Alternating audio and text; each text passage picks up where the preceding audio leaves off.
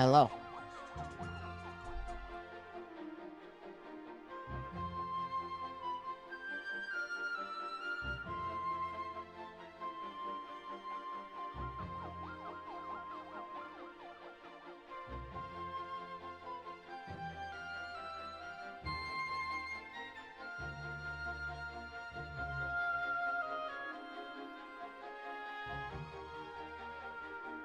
I did go see the Galaxy movie yesterday. I enjoyed it. I'm not really that good at giving reviews, so it's mostly just gonna be, yeah, I liked it.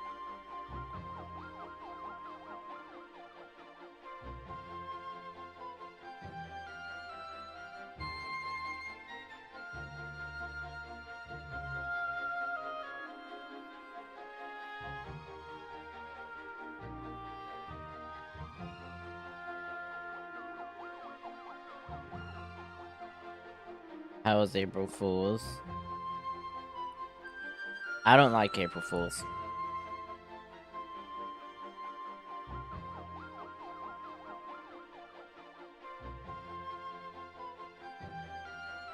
Plus, April Fool's was 2 days ago for me.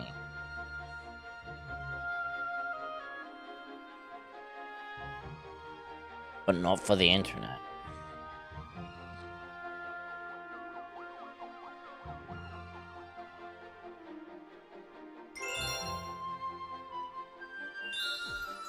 Hi, underscored. Going back to the RNG fest that is Boulder Bowl C.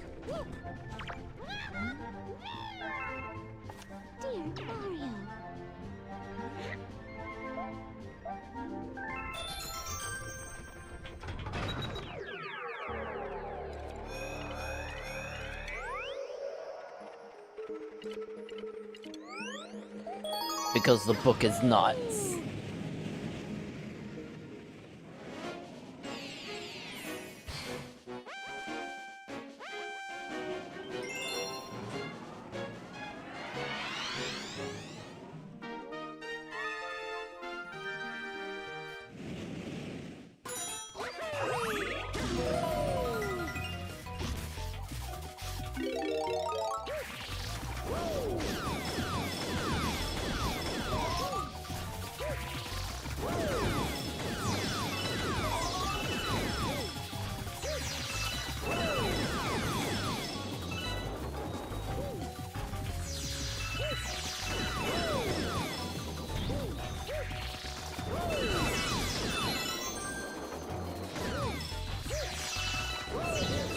$27 for the first run, though.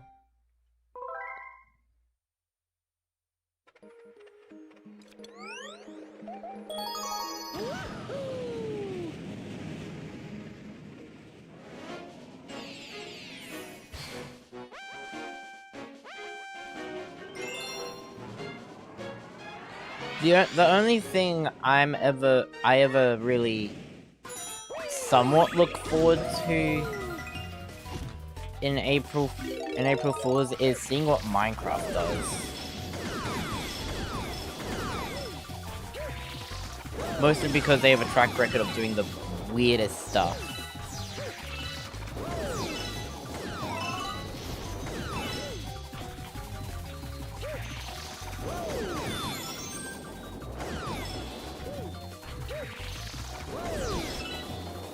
Other than that, I'm really not a fan.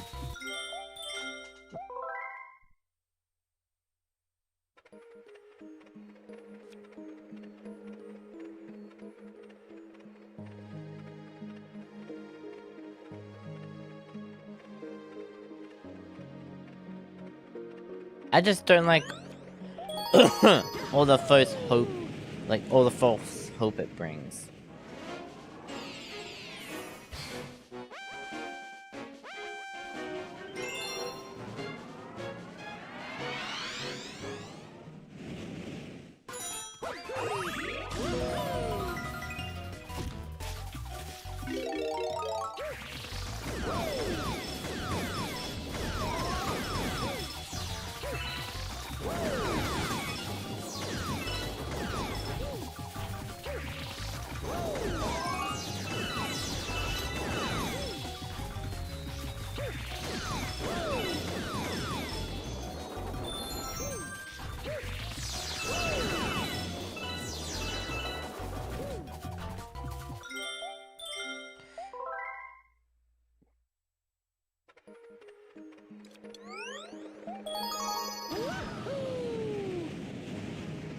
Deanna, I'm not focusing on collecting the Starbits. Plus, I am able to multitask.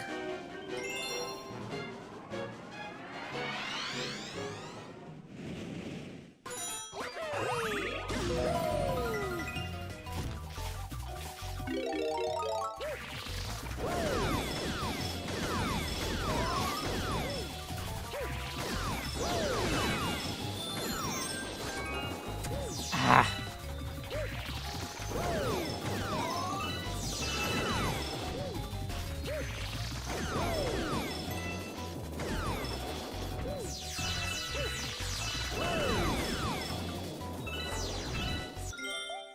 Hi, bot.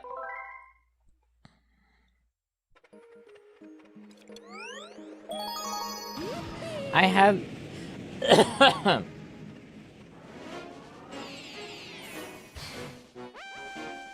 yeah. I have been thinking about,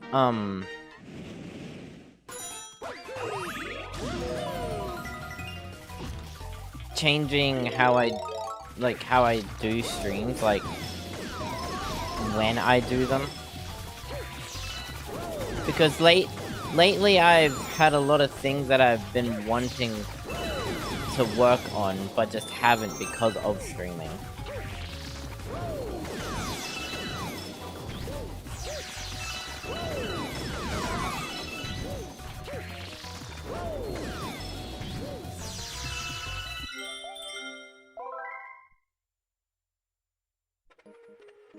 So, I've been thinking about, instead of going daily, instead going, like 3 times a week. I've been thinking, Tuesdays, Fridays, and Sundays. That way, I can still stream, but I can also get things done outside of streaming. Without taking long, unexpected breaks.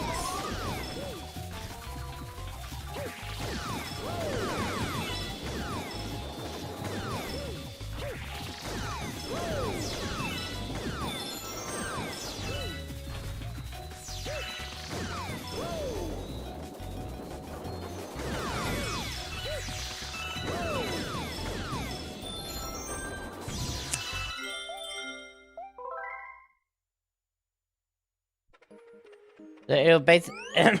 God. It'll still be the same time in the day, just not every day.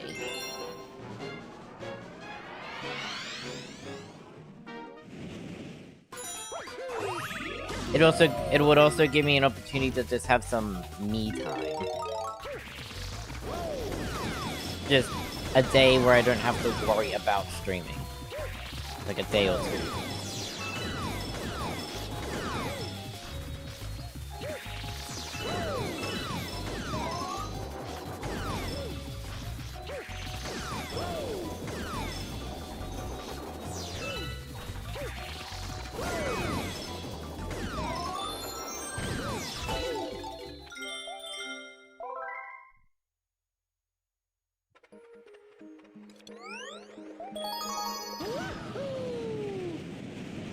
I will be making a post about it afterwards, so that it actually gets out there. But that's what I'm thinking about doing.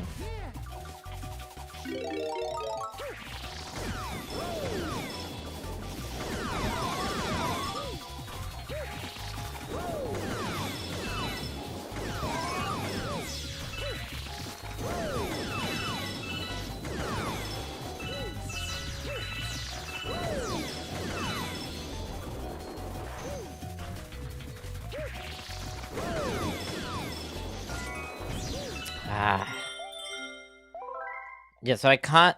If the timer at all hits 30, it's over.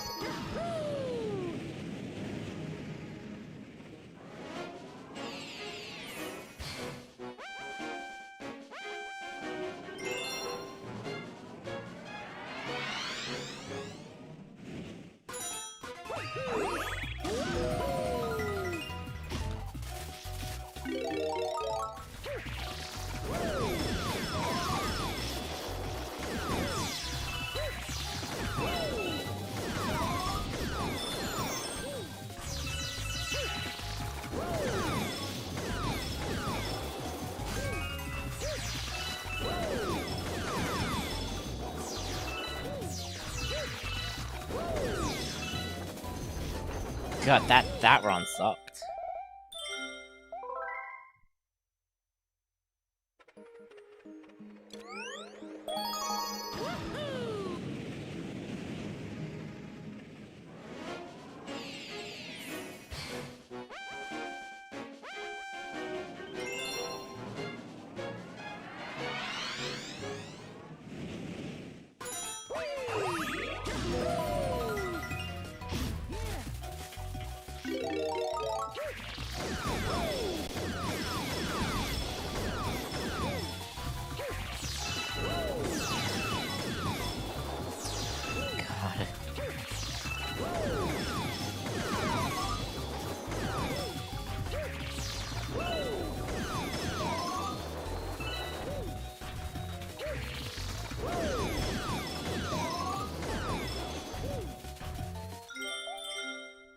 The strat is to look through the planet to see where the crabs are. Problem is, it's really hard to see through it when you're going by so fast. As well as the color of the crabs doesn't really stand out.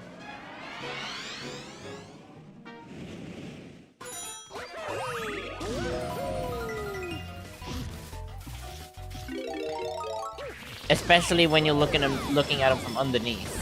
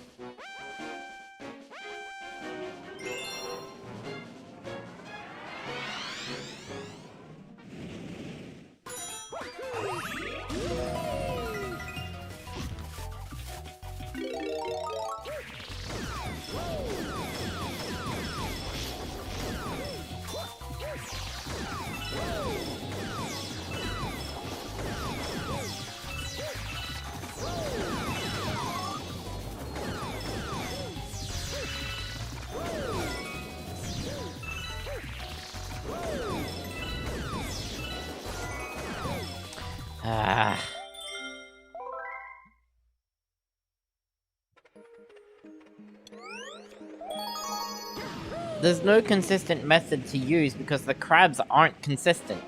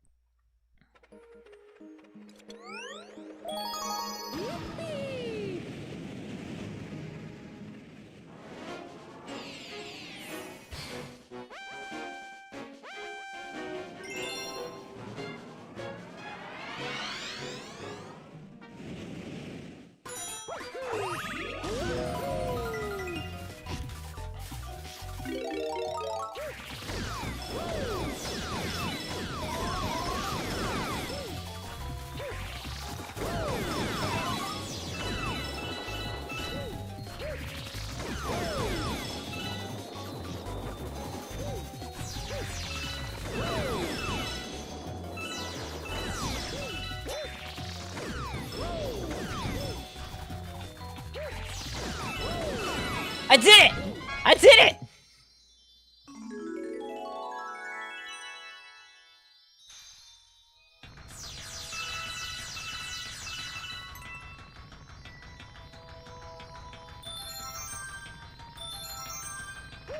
It didn't reach 30 that time!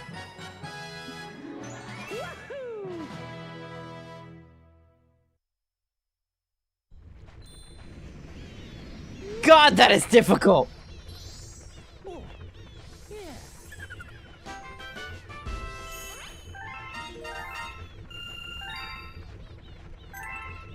This book is insane!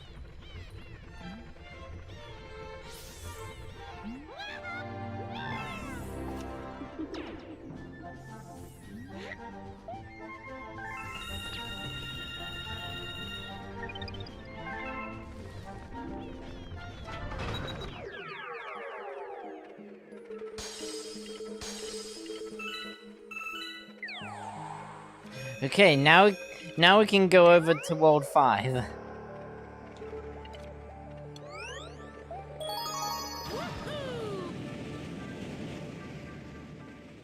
We don't have to worry about Boulder Bowl C anymore.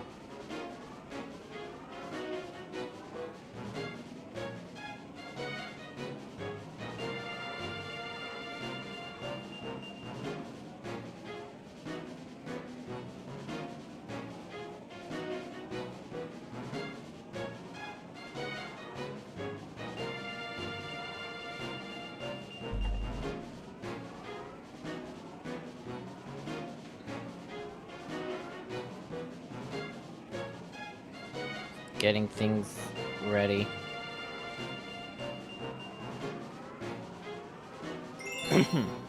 The Space Storm Galaxy is a collection of derelict battle stations and pull stars. You spend a lot of time hanging out over nothing but the Great Void, so keep a steady hand on those pull stars.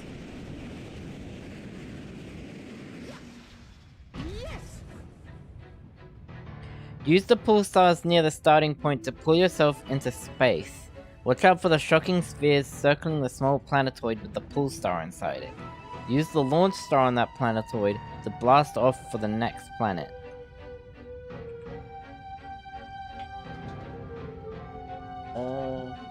Doesn't show Luigi. We're good.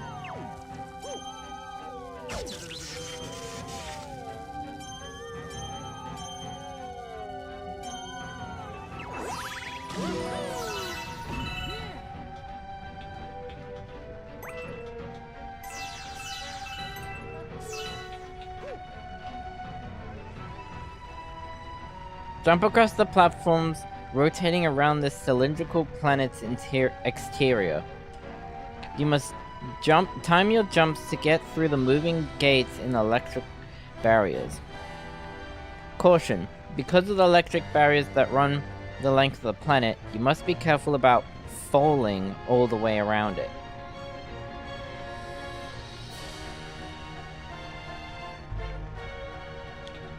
Have to be careful about falling.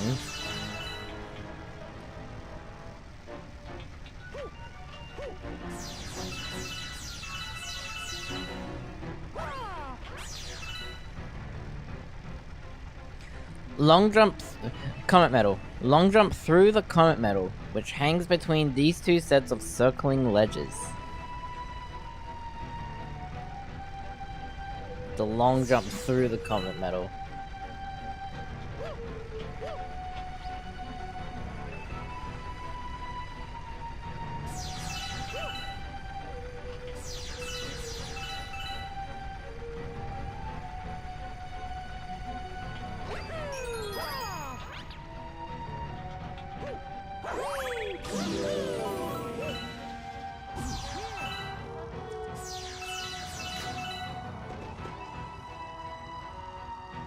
Walk across the glass above the bomb dispenser in the lower level of the planet.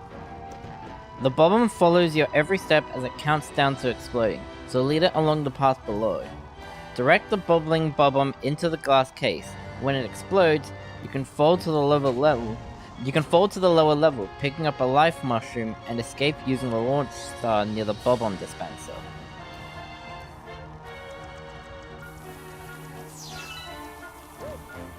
The bubbling bomb.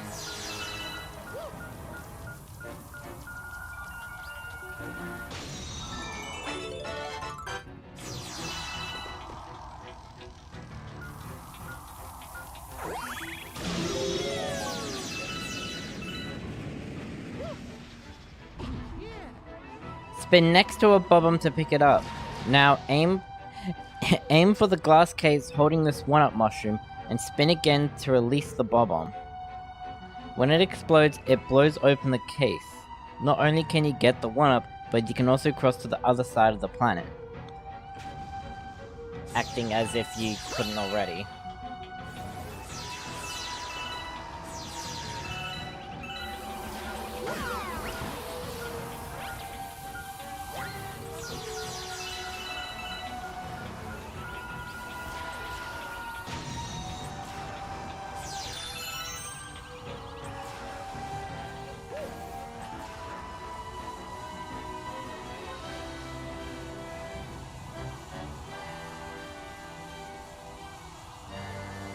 Pull along the pole stars leading away from the planet. The cannons fire electric balls, so you must keep moving.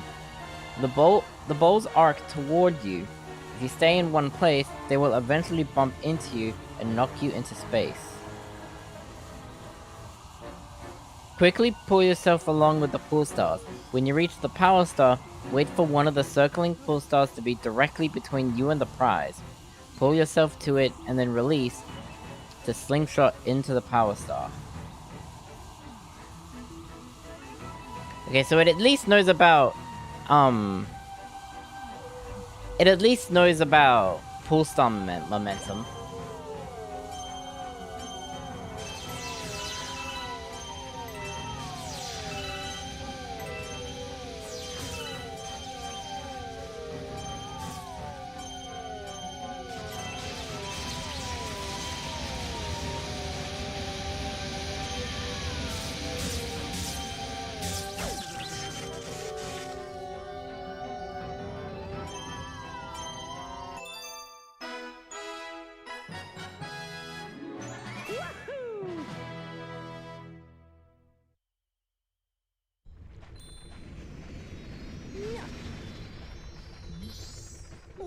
And then the next one is, Space Storm 2.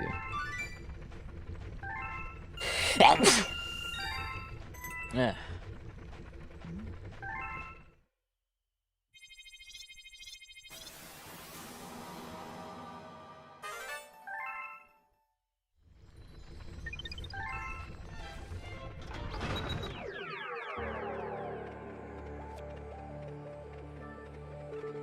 Ah.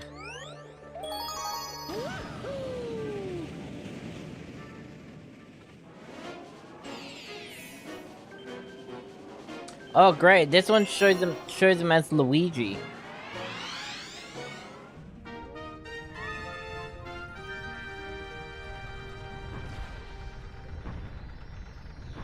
It shows him as Luigi.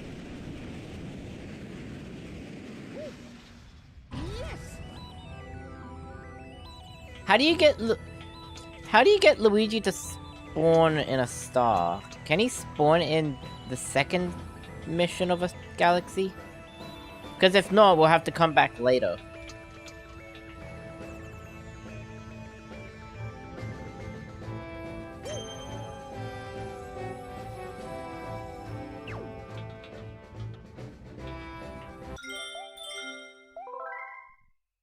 We'll have to come back later.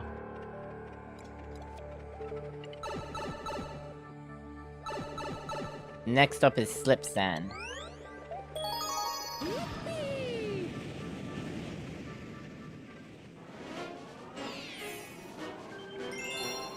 The parched Slip Sand Galaxy is a dangerous desert loaded with challenges, just like a giant sand slide and rolling romps. Things get even trickier when you travel to a great expanse of desert and must ride on the back of a bird that can disappear when it hits hazard. Too bad you don't have the same skill.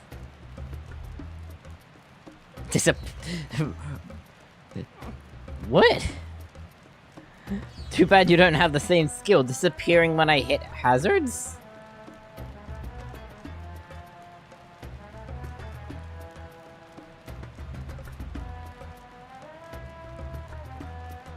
It has to mention Green Stars 2 and 3 are on the sand slide because it doesn't have a map for it.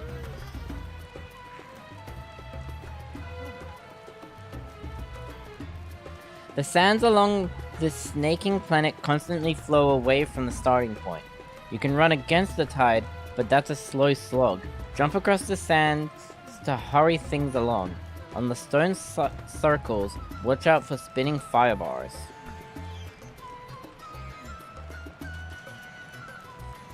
Okay, so apparently doing jumps is faster,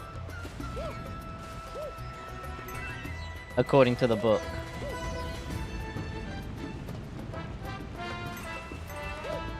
Oh, hold on.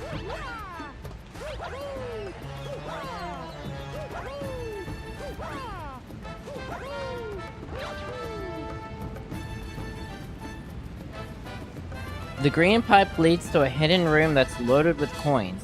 Drop down there to grab the treasure and make your way closer to a one.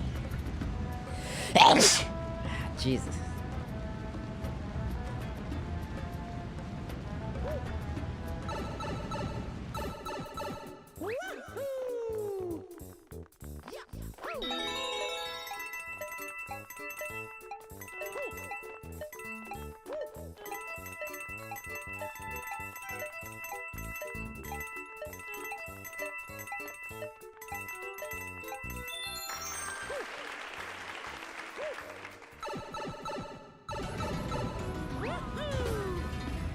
And just make it to the next planet.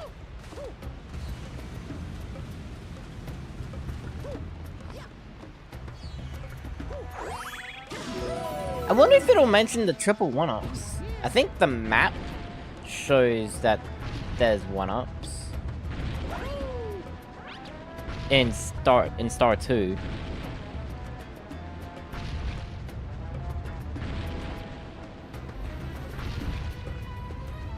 Cluck booms rain bombs down on you as you walk along the path winding around this sandy planet. Shoot the cluck booms with starbits to make them fall out of the sky, then jump on their heads to defeat them. Yeah, because jumping on their heads is the way you have to beat them. No, you can't kick into them. Let alone the fact that I don't have any starbits.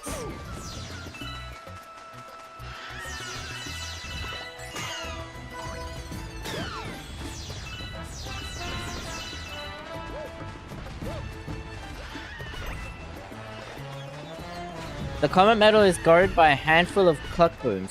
Jump across the moving sands to grab the comet medal, but watch out for cluck boom bombs.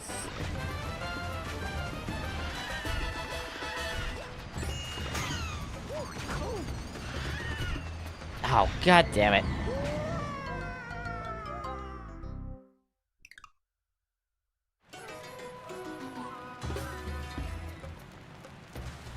I have to do the bonus room again.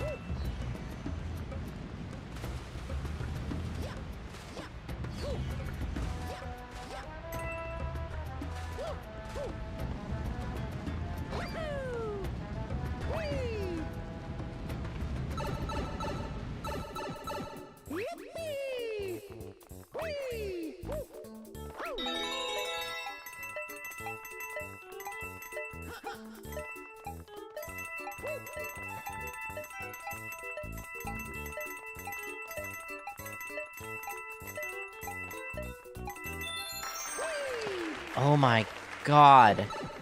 YouTube is showing an error for not enough video.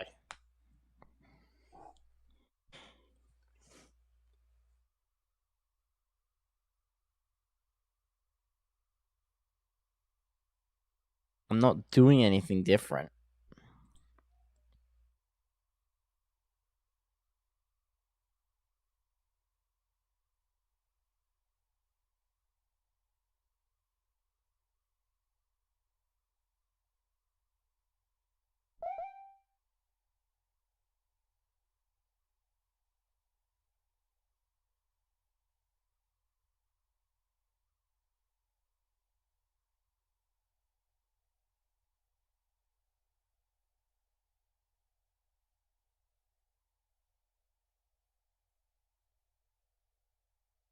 Are we good? Okay, it looks good now.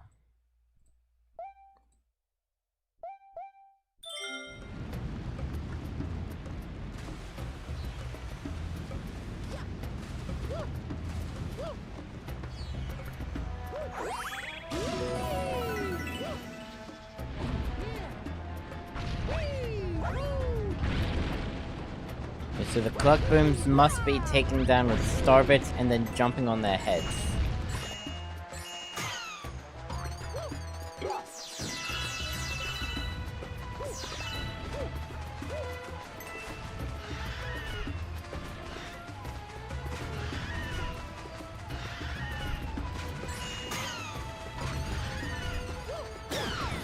I find it funny just how much of a vendetta the book has against Magikoopas.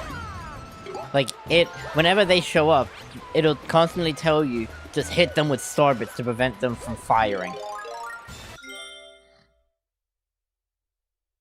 There's a hidden 1-up mushroom here. Grab the fire flower and burn through the pokey heads. But before time runs out on the fire flower, ignite the 2 torches next to the cubes. This releases a 1-up.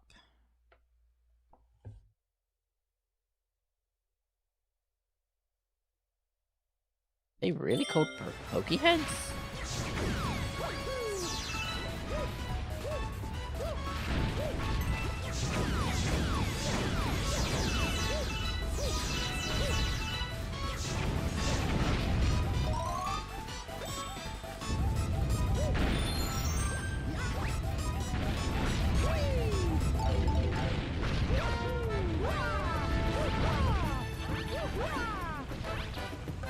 The book mentions that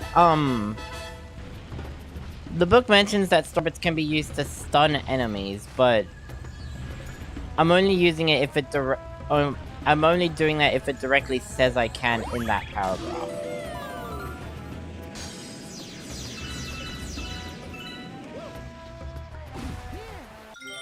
The big sand slide looks like a lot of fun. However, after a few seconds, an avalanche of romps drops on the slide and tries to run you down. Steer around in between the romps, taking care not to overdo it and fly off the edge of the slide.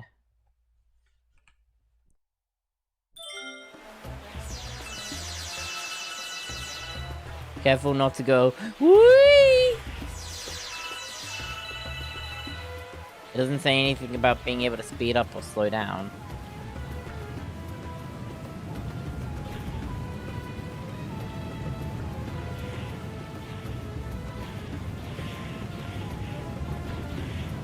Or even jump for that matter.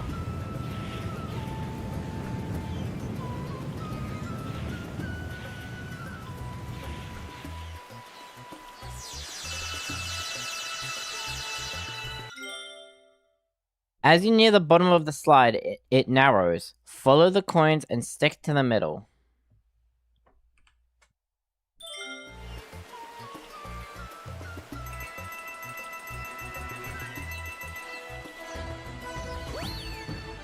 It doesn't say anything about Lumily.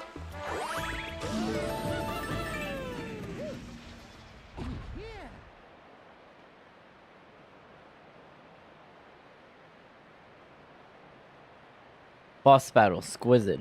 Squizzard clucks as it rises from the middle of its sinkhole home. The sand surrounding the sinkhole pulls you towards Squizzard, so as you battle this boss, you must be mindful of being dragged into its waiting clutches. When this battle begins, immediately seek out a fire flower. Okay.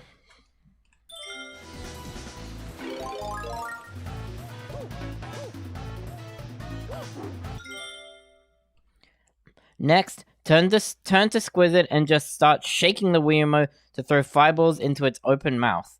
After several successful hits, Squizzard is injured. You must fill Squizzard's mouth with fireballs 3 times to win this battle.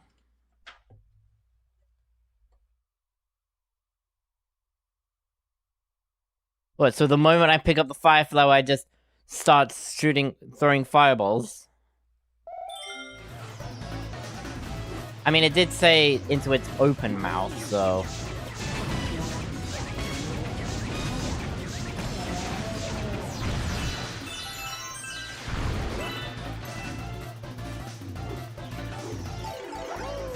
The book's images show them with a life mushroom, but the book never directly said it.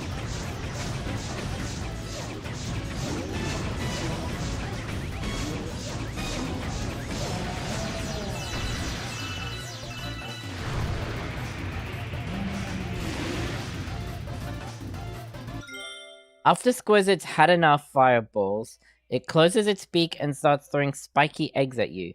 The yellow eggs contain coins, but you must wait for them to break against the ground before rushing in to grab the treasure. After 2 full attacks on its open mouth, Squizit gets angry.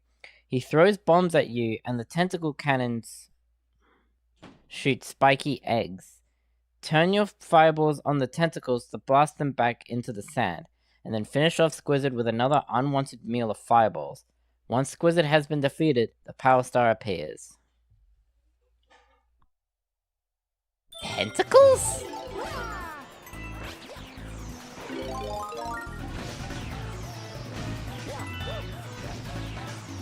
I've never seen those as tentacles.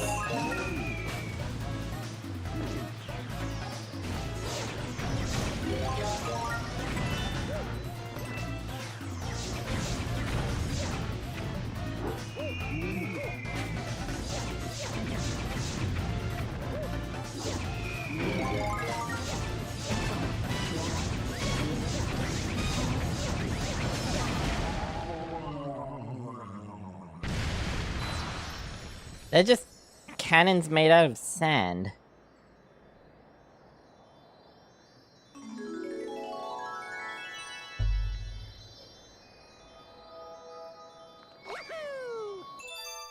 I love the Squizit, boss theme. Especially, like, because, it adapts with the Fire Flower.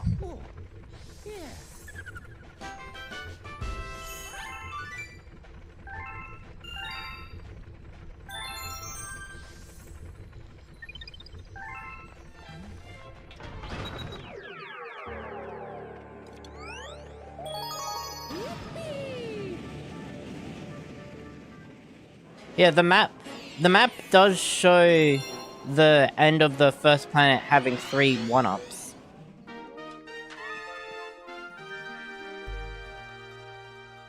Doesn't look like the book says anything about it, though.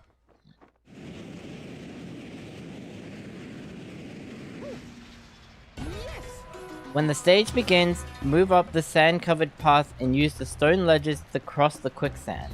Pick up the life mushroom, so you have plenty of life for a tough ride later in the stage. Oh, so we need the life mushroom for this star, but not for a boss?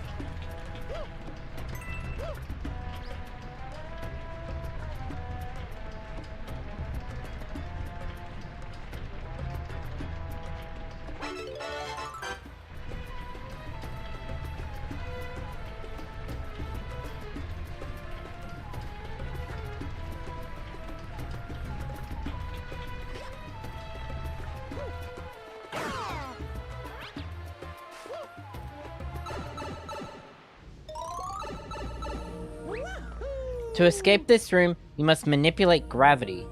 Gravity is dictated by the blue arrows on the wall. Those arrows actually move along with you, though. So jump to the cube and ride it until the blue arrows point to the orange pipe. Then drop off the cube before the arrows move anymore and escape the chamber. Tip: if you ride too far around or fall off of the cube for any reason, hop into the green pipe to start the puzzle over. It doesn't say anything about this first part.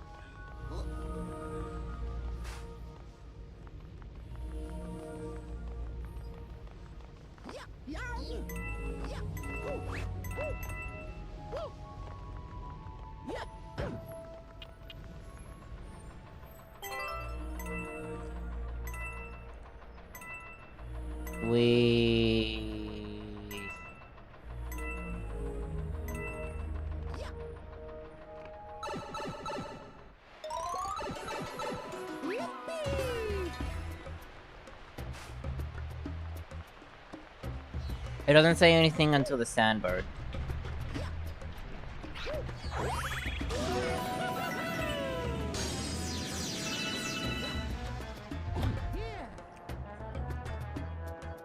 When you step on the back of this bird-shaped platform, it takes off down the desert path. The bird is made up of a series of bricks that disappear when touched by a cactus or fireball, but they reform after a few seconds. To survive the ride, you need to move around the bird as bricks are knocked away and regenerated.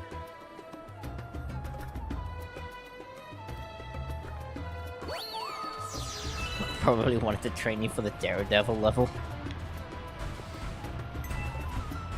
Even though the images showed them with the live stream.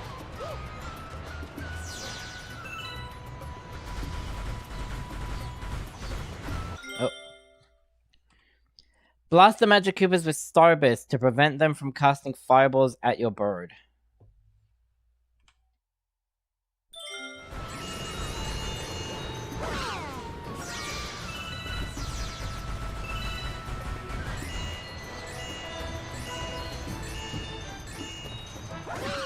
This is what I do anyway.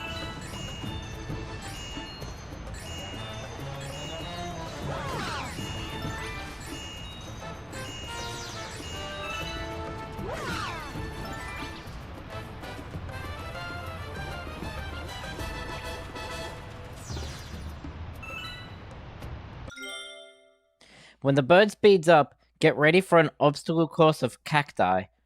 Move around the bird standing on the bricks that will not be removed when the platform slides through each line of cacti. Pretty standard, all things considered.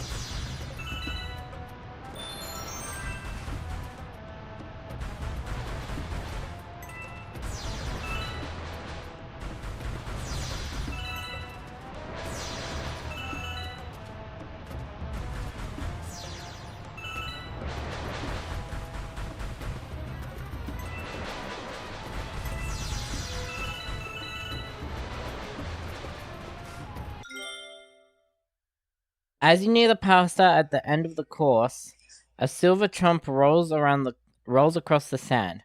The trump chases you down on the platform, knocking away bricks. Just stay back from the trump, leading it around the edges of the bird so it doesn't take out the heart of the platform. Okay, so lure it around the edges.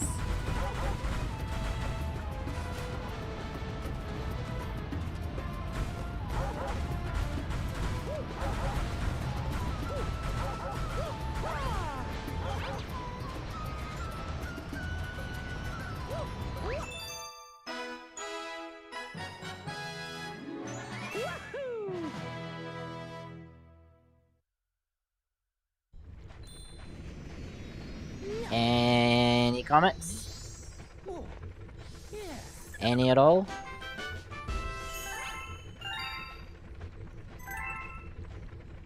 Nope. No comments.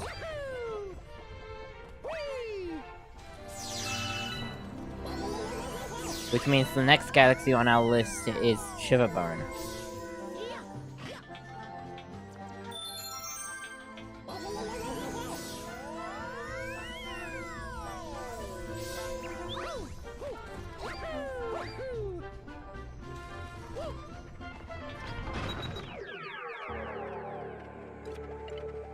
No, Shiverburn.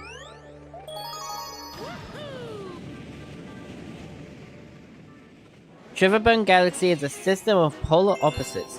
One second you are trying to keep your feet out of a lava lake, the next you are figure skating over a glassy sheet of ice. But one thing remains constant here. Every enemy wants to deny you those power stars.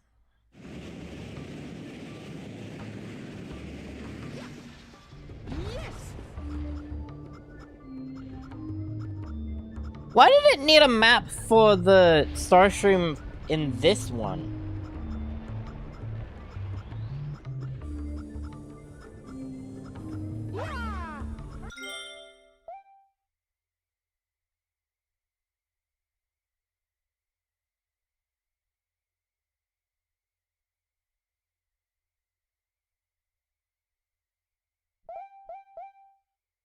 I don't think it had one for the other galaxies. Why now?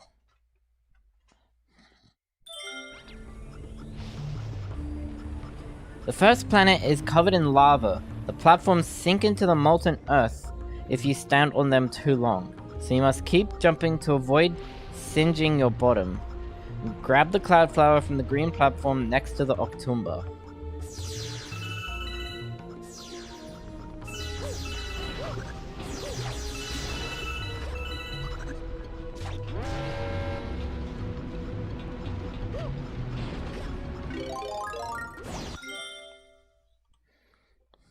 Ride the yellow platform as far as it will go, and then long jump over the lava to reach the red switch. Ground pound the switch to turn the lava into ice.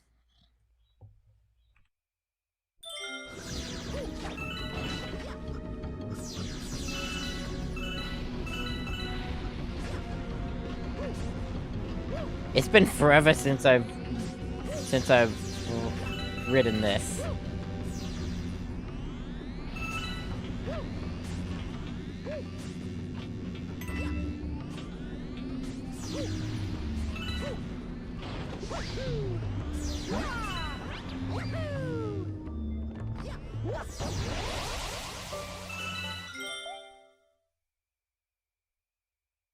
Tip: skate back to the starting point of this planet to collect a life mushroom and a one-up mushroom that were previously hanging over lava.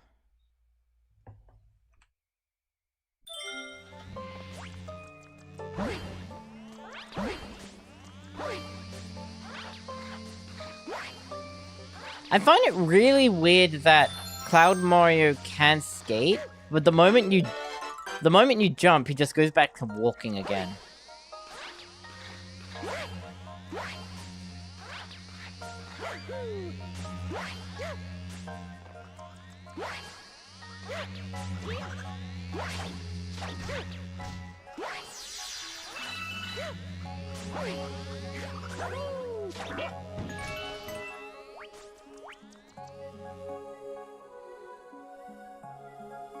If you want to find the hidden power star on this planet, the Chimp's ultimate skating challenge, drop into the green pipe.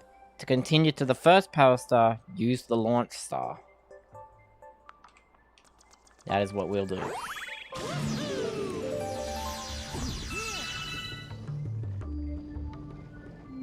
Jump across the moving platform over this sphere of lava. Watch out for Octumbas on the rocks. They spit stones at you in hopes of knocking you into the lava. The platforms move at different speeds, so time your jumps well. Oh, okay. 1, 2, 3. Okay. 1, 2, 3. We're doing good. Oh, this one's gonna get a little tricky. 1, 2, 3. Yeah! I can do it.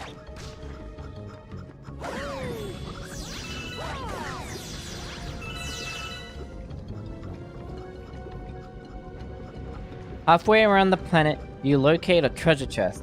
To unlock the chest and claim the one-up mushroom inside, push one of the coconuts in front of the chest and then spin attack. This knocks the coconut into the chest, opening it. There's already one in front of it.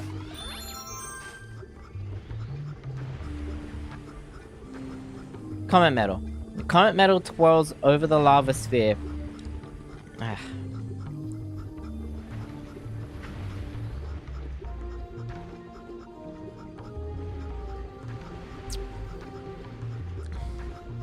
The Comet Medal twirls over the lava sphere. Ride the stone platform until you are beneath it and then jump up to claim it.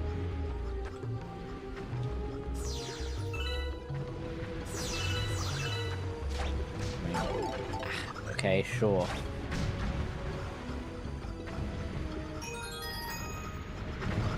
You don't need to jump. So many times it's like, jump to grab it, when you don't need to jump. This ice planet is being bombarded by lava spheres. Really? Lava spheres?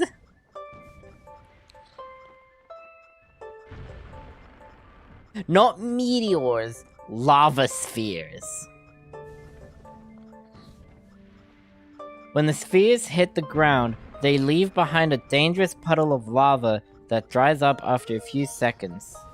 Avoid the shadows, which indicate incoming lava spheres, and jump over the puddles.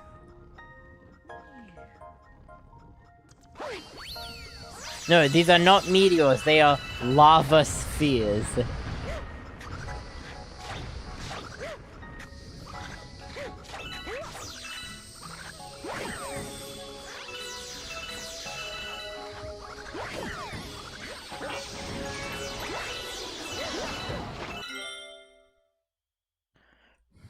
Skate back and forth here, spinning into the coconuts to blast them back to the cannons.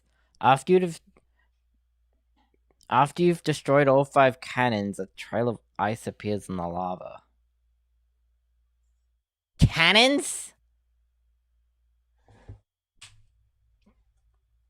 That's even worse than lava spheres. You calling these guys cannons?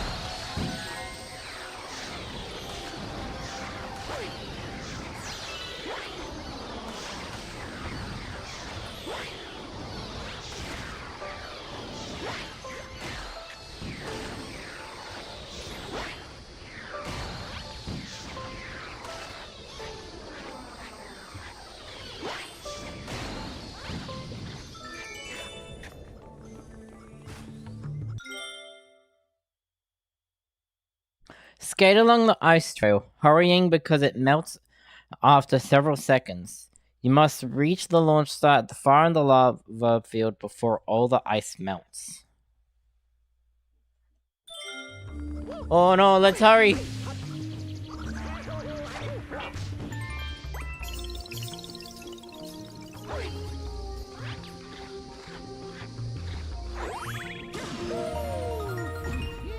Doesn't say anything about this.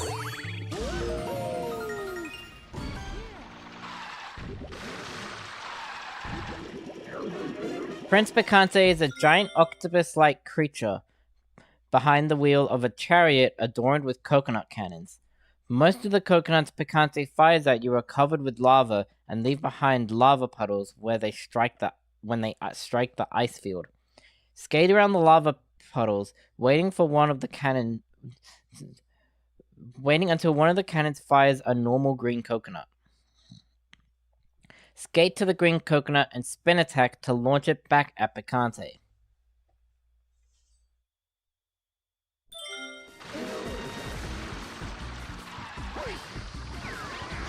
So basically just standard procedure. Apparently his mouth is a cannon as well, you know.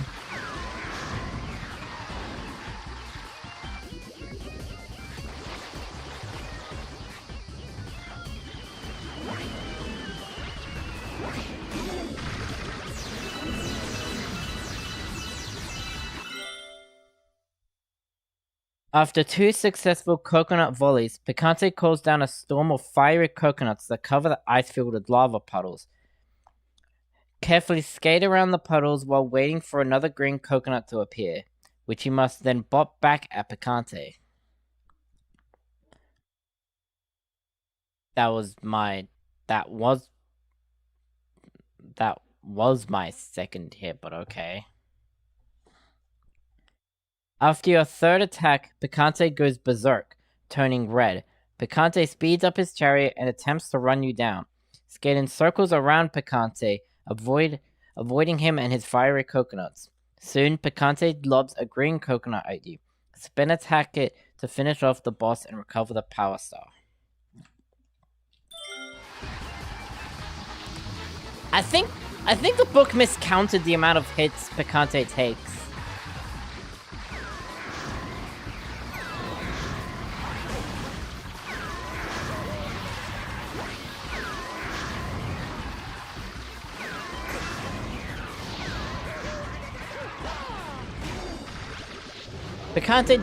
Prince Picante doesn't take 4 hits, he takes 3.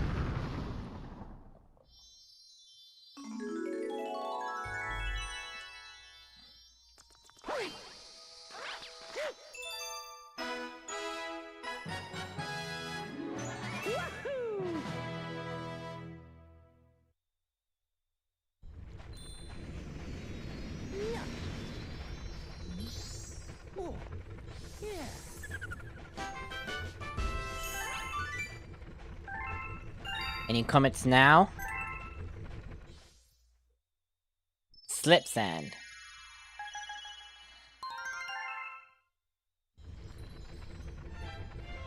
And a letter for the baby lemur.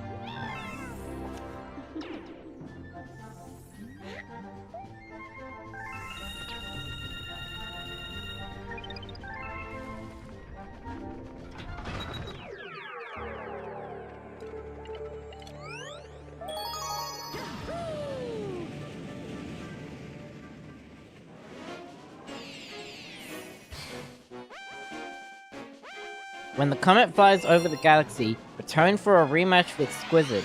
However, can you defeat the sand monster with just one wedge of life? The battle unfolds exactly the same as the first encounter, but with less life. You must be particularly cautious about Squizzard's eggs. Stay back on the stone so you are not pulled towards Squizzard. Launch fireballs so that when it does open its mouth, you're ready with a fist taste of flame. Do not hesitate to get rid of those tentacles when Squizzard grows them at the end of the fight. Once you are rid of them, you have a much safer time finishing off Squizzard.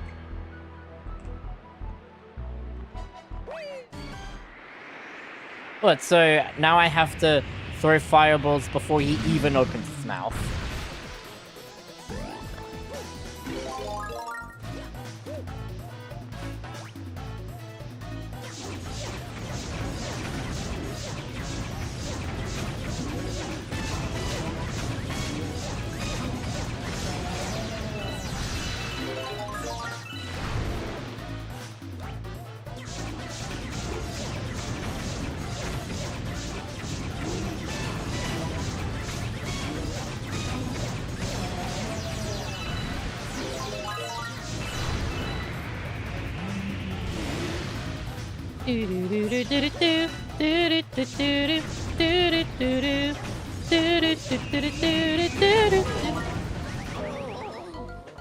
I never liked those bombs.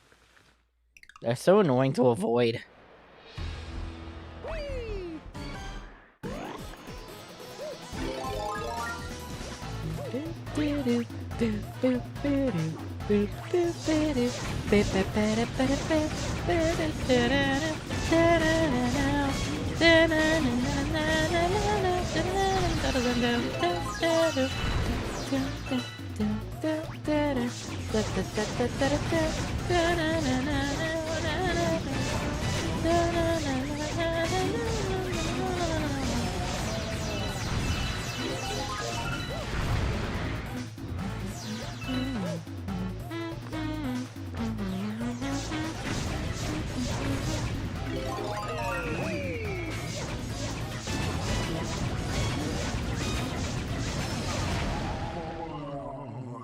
Yeah, barely different from how you would normally do it.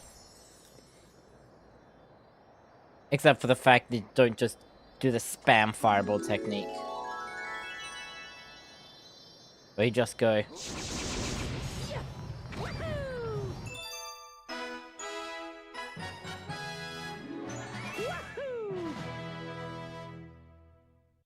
Isn't B block supposed to be unlocked right about now?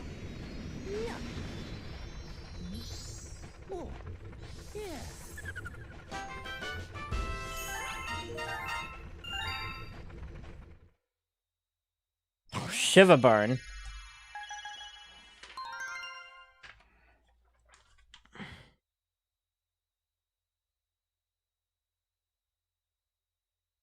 B block has 31 comet medals. I'm pretty sure I have 31. Yeah, I do. So I'm guessing after Shiverburn, it's gonna be B block.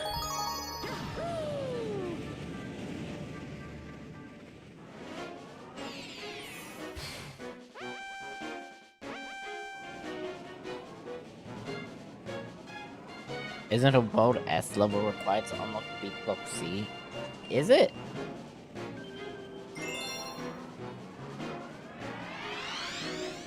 When the comet unlocks the Octo Army Icy Rainbow ROM, you must return to Shiverburn. This challenge takes place on Prince Bacante's plane, but the boss is nowhere to be seen. Instead, you have just 45 seconds to knock 30 Octumbers off the ice field.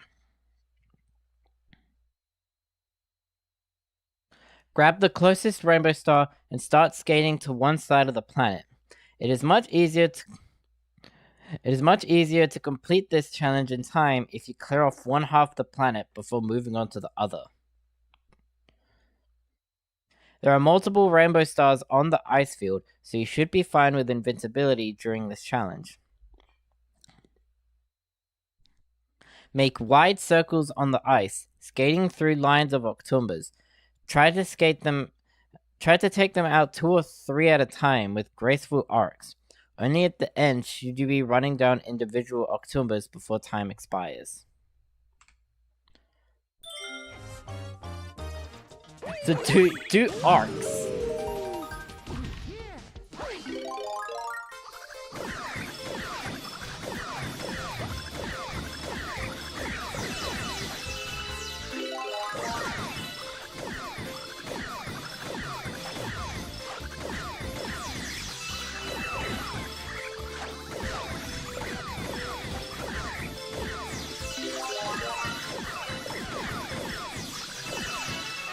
This mission was never that hard anyway.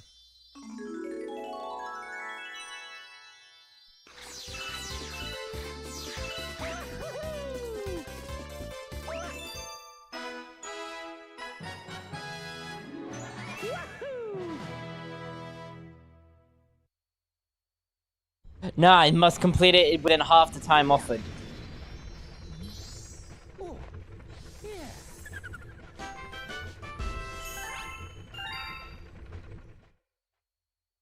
Yeah, see, there's Beat Bloxy. I was right.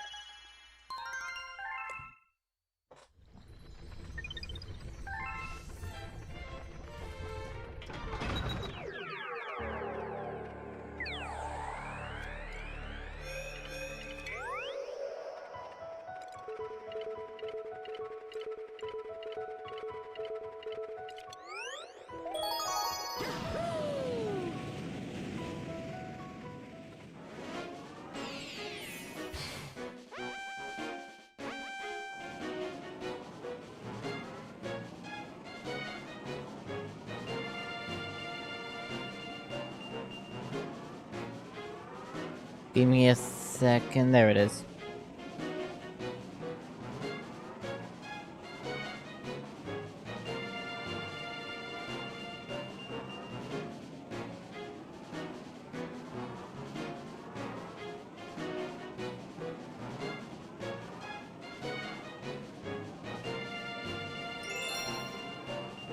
Jumping along with the beat every other measure isn't easy, but this prankster comet speeds up the music.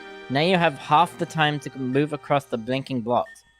You must complete the same course, including gathering the silver stars on a larger pyramid to obtain the power star. Use long jumps to vault over the blinking blocks instead of dancing from cube to cube with the beat.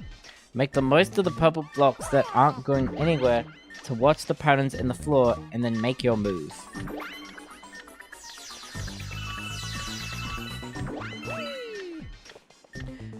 Book is saying utilize long jumps, basically.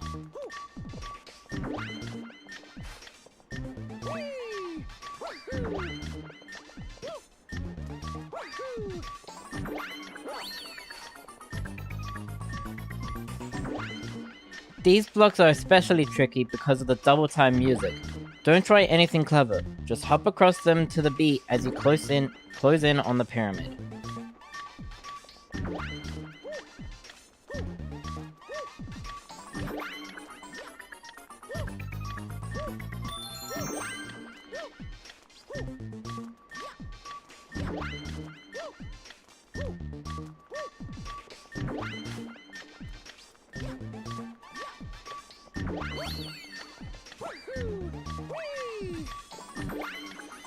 The silver stars are spread across the pyramid again, though this time, though time has been sped up, you are not on a timer. Take your time to get the rhythm down before jumping out across the disappearing, reappearing blocks. Once you have the 5th star, the power star appears in the same place as before.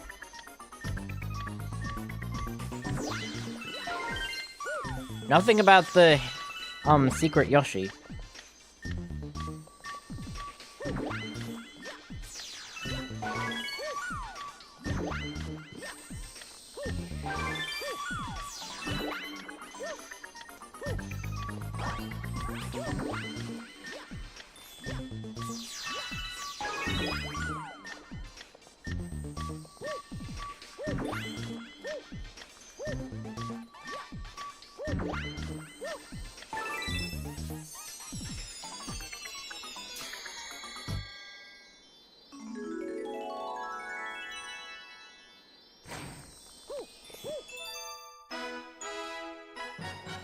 I'm surprised the book didn't say anything about the secret Yoshi you can find.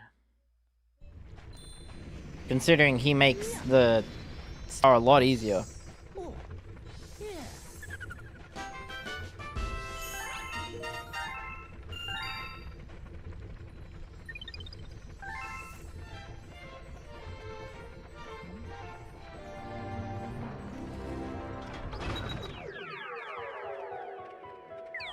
Now we do Shiverburn S.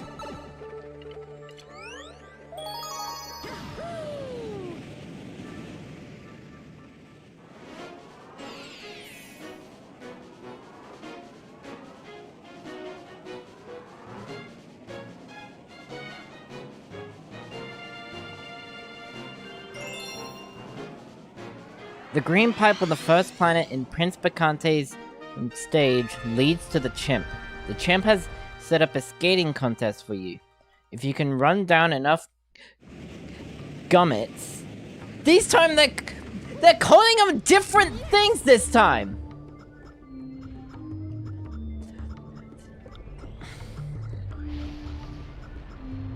In Freezy Flake, they were balloons. This time they're gummits.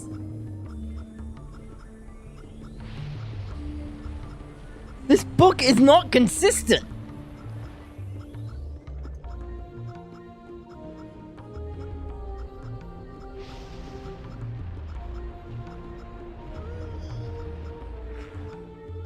If you can run down enough gummits to bank more than 600 points, you get the chimp's power star.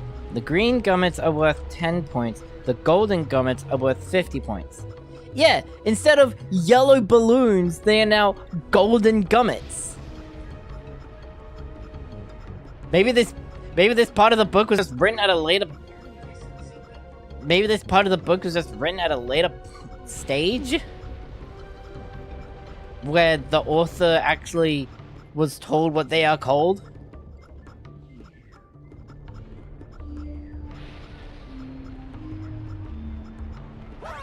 Man, this book is inconsistent.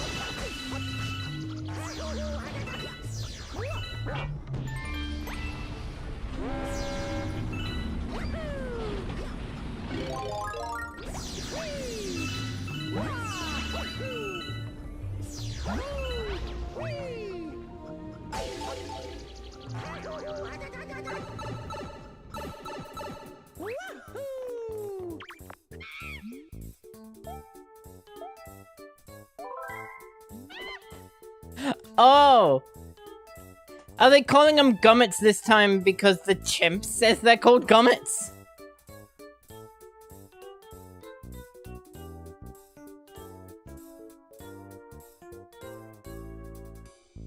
Does he say that in... Does he say that in Freezy Flake?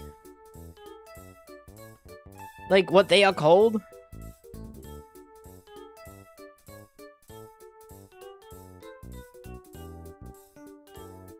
Hi, Dreamboat. The contest starts off easy enough. Skate around the field, barreling into the green gummits to pop them and claim the points. Watch out for the spiny gummits mingled with the gummits. If you run into one of these, you're bounced back, which eats up precious time. Because gummits do not stay above the ground for more than a few seconds, it is extremely difficult to score 600 points if a spiky gummet knocks you down when a golden gummet appears on the ice. Near the end of the challenge, the ice is covered with gummets. Skate through the 2 golden gummets to score 100 points, and then arc through the green gummets. You should have enough to put you over 600 points if you make it to this wave of gummets without being pushed down by a spiny gummet. Okay, yeah, this is much simpler than what the book asks to do in Freezy Flake. Basically, it's just don't touch any of the spiny gummets. Also, today I learned what these things are actually called.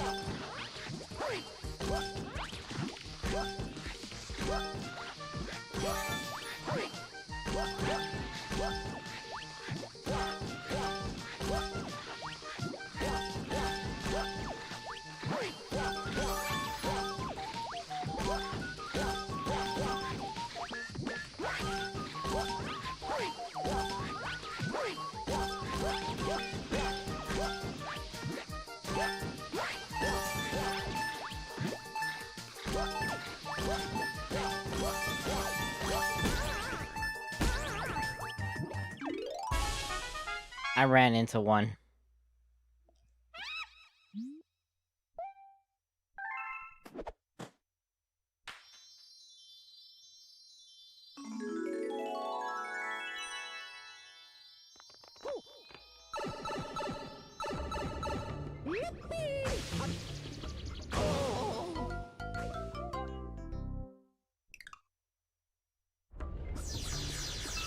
Hi, Luigi. Bye, Luigi.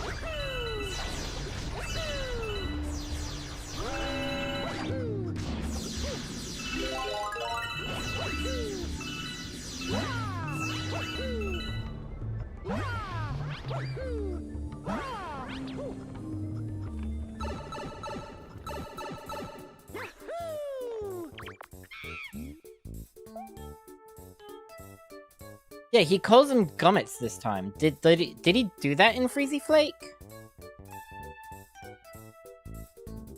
I don't remember if he did.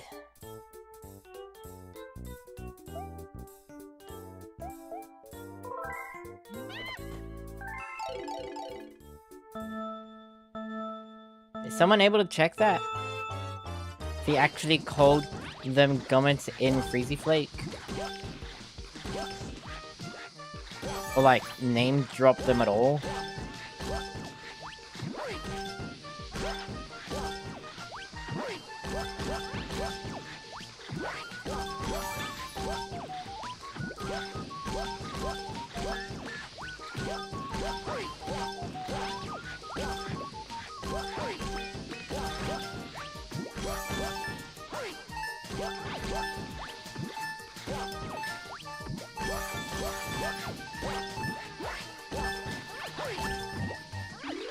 There we go. That's better.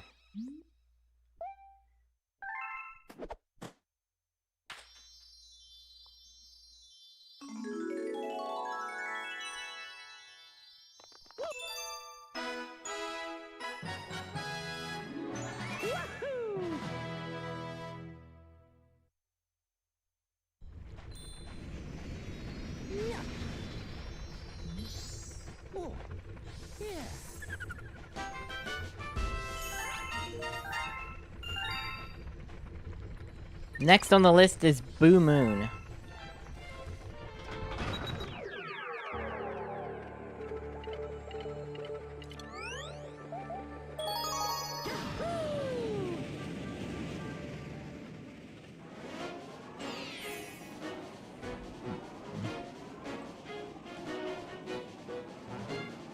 Once in a Boo Moon, this haunted galaxy is home to a whole host of boos. So get ready to play a little hide and seek with these spectral foes. You also discover the Boo Mushroom here, though. You also discover the Boo Mushroom here, though. So at least you can turn the tables while wearing the Boo Mushroom. The stage begins in a spherical haunted house. Boos roam the halls. If cornered in a room, spin to toss the boo behind you. There is a teleport in the house. To escape, push open the split bookcase and run for the launch star. We've got to get to the teleporter then.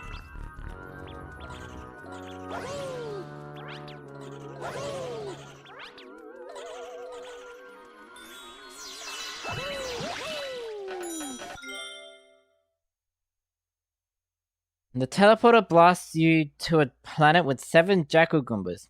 Spin or stomp to get rid of the pumpkin helmets, then either spin again to eliminate enemies or use Starbits to stun them. While they're stunned, kick them off the planet. You can't jump on them. This book is crazy.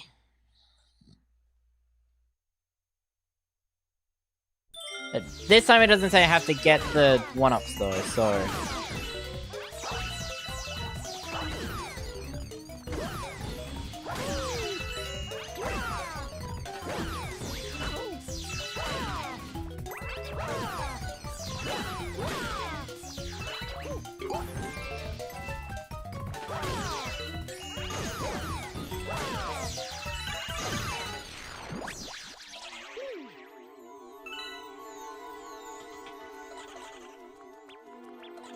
Just... It doesn't say I have to get the 3 1-ups, just defeat them.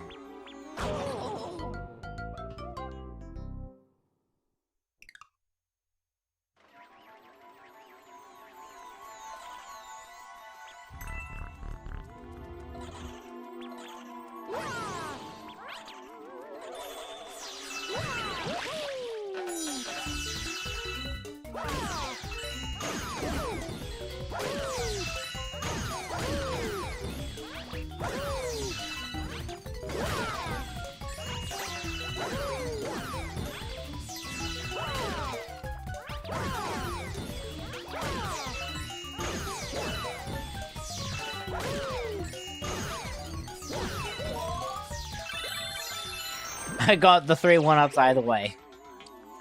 Just to be safe.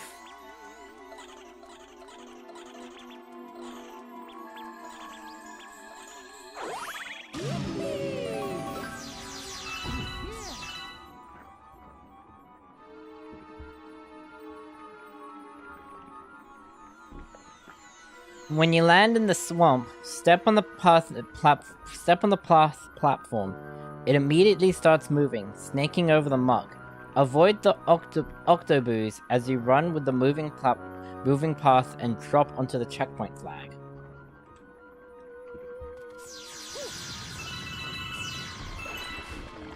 Now they're calling these moving platforms instead of pink bricks.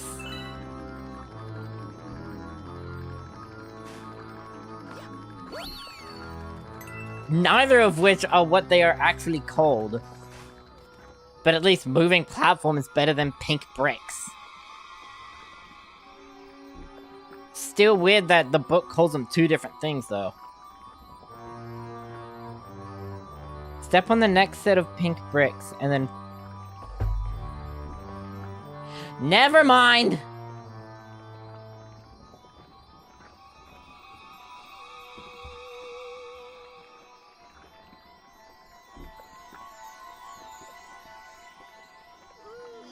This book is not consistent!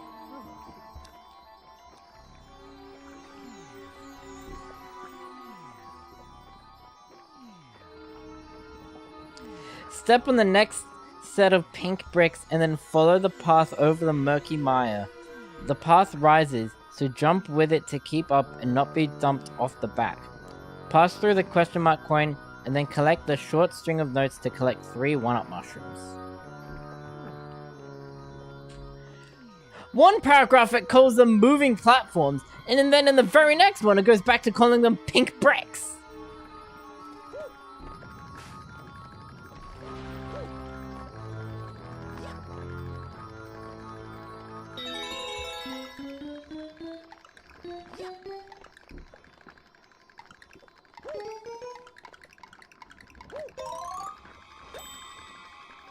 Like, just make up your mind.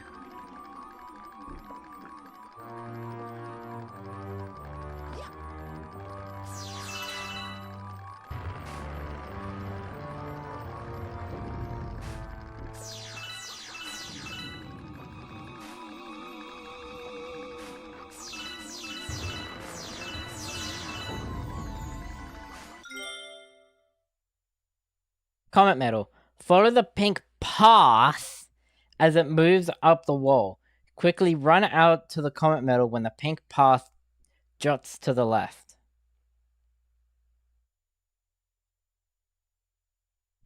Moving platform, pink bricks, pink path. This book just can't make up its mind.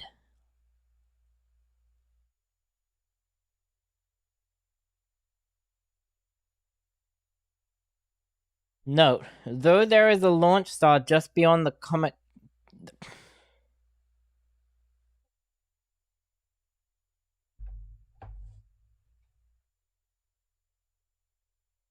Coin.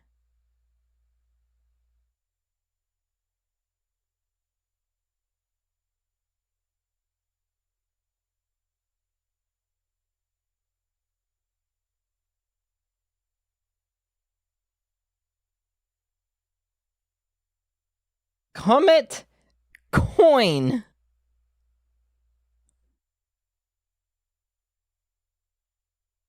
This book is giving me a headache with all these inconsistencies.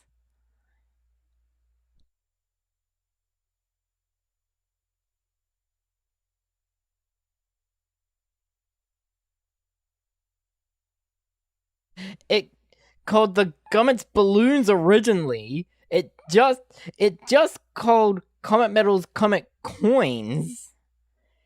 And it can't even make up its mind on what's it called snake blocks.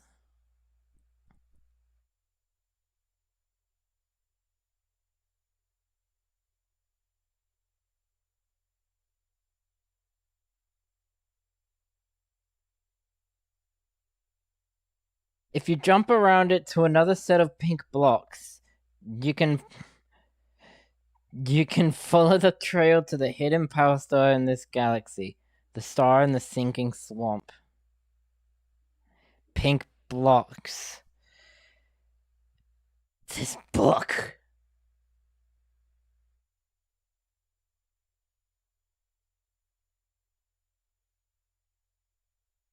I'd be fine with it calling them pink bricks if it was at all consistent. Like this one page. This one page just has so many inconsistencies.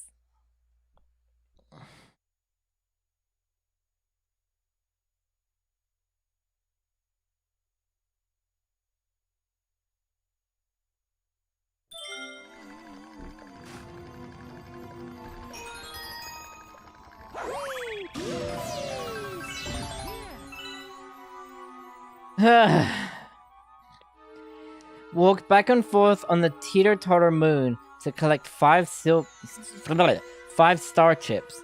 When you collect all 5, the launch star appears in the middle of the moon.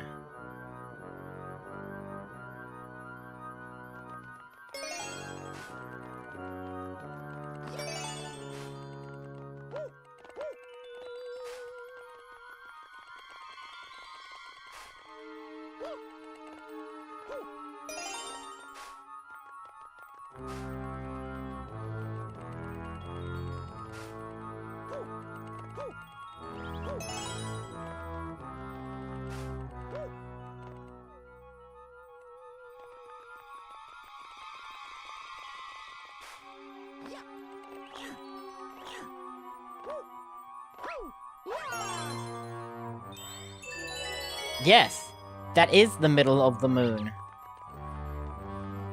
Yes, the middle.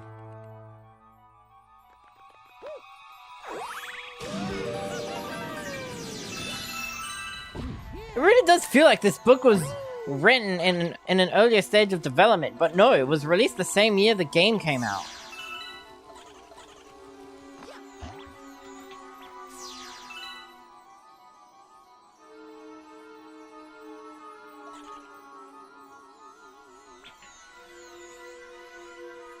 There are 5 silver stars on this boon-infested planet.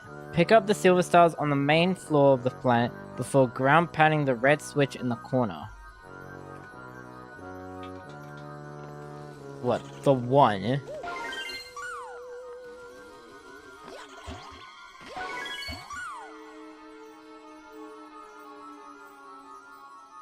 The switch folds the planet in half, revealing pop-up book platforms.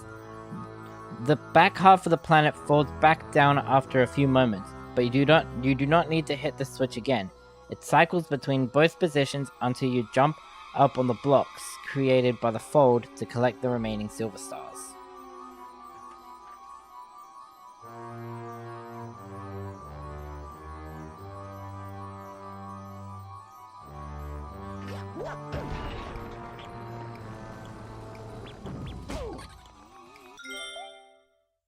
Wall jump between the blocks to reach the floating silver stars. After you collect all the silver stars, the power star appears on the ground near the booze.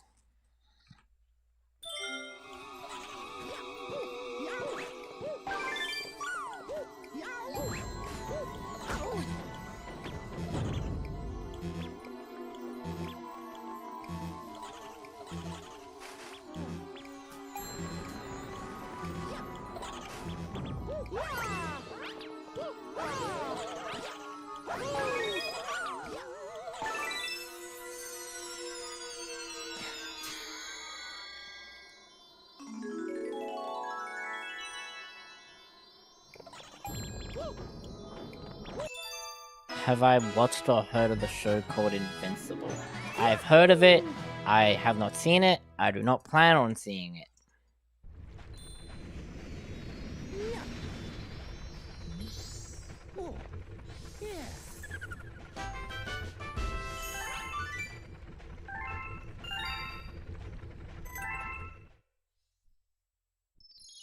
Ah, Gravity Gauntlet.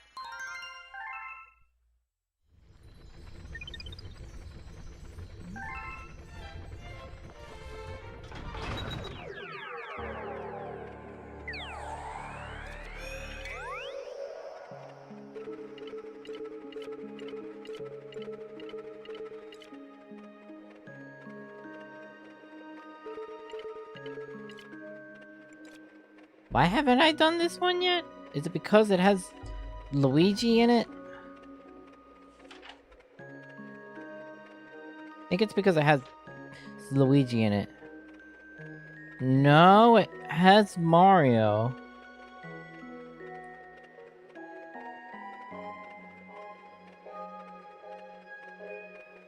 When did Starshine Beach C show up?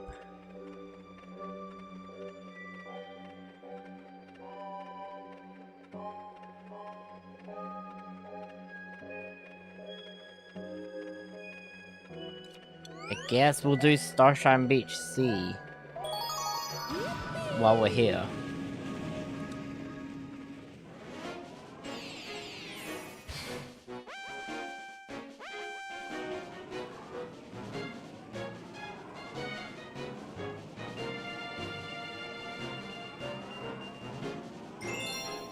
"35 seconds to collect 100 purple coins? No problem. With dash peppers sprinkled along a line of purple coins floating on the water, Yoshi can race through the prizes without ever slowing down.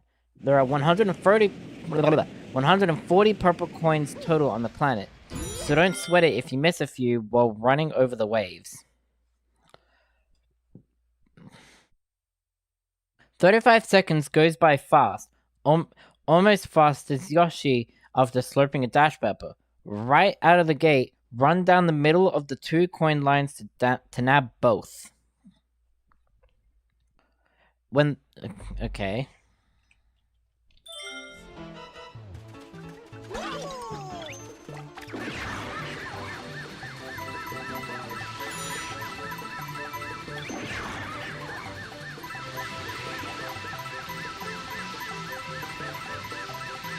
Oh, I missed some.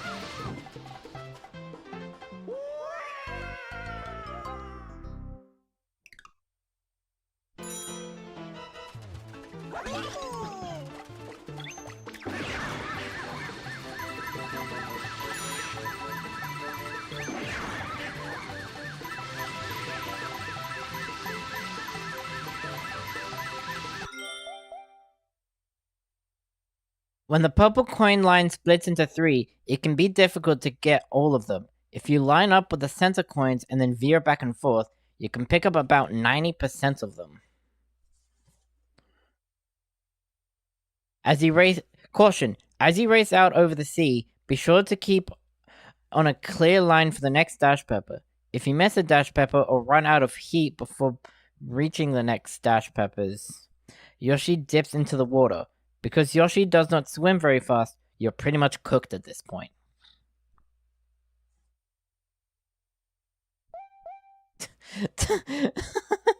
You are cooked!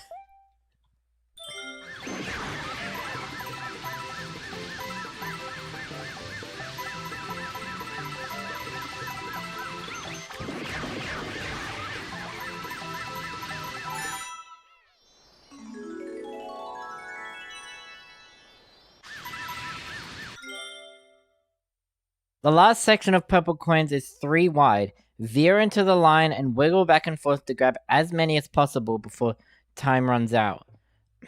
The Power Star appears on the island at the end of this line of coins.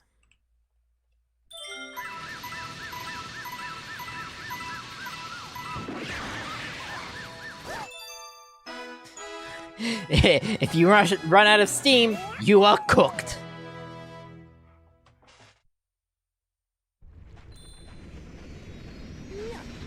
Sounds like great advice for cooking.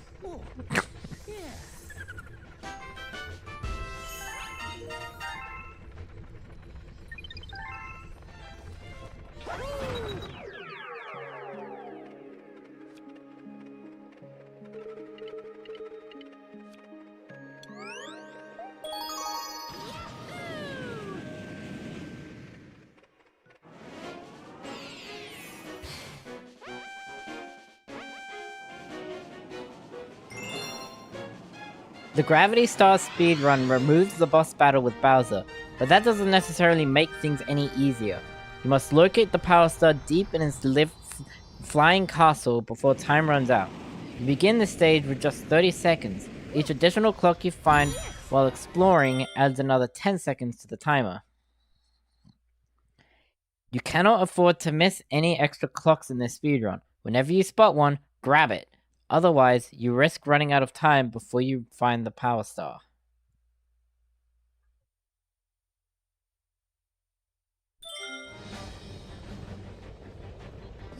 Any clock we find, we grab.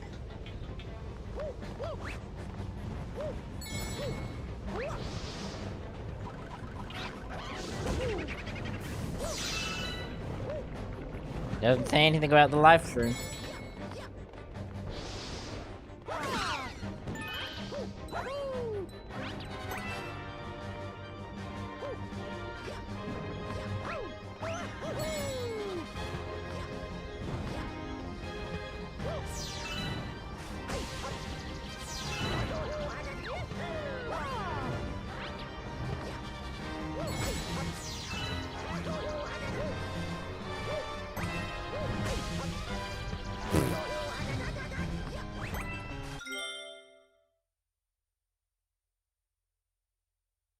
This is the only cloak you might be okay missing. Thanks to the sideways-oriented gravity, it's tough to line up a perfect backwards somersault to land on top of the block. If you nail your jumps over the small lava pits in this chamber, you will still have enough time to make it to the next clock.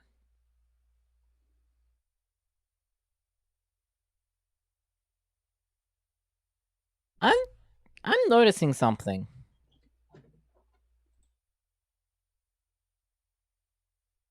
You see this image right here?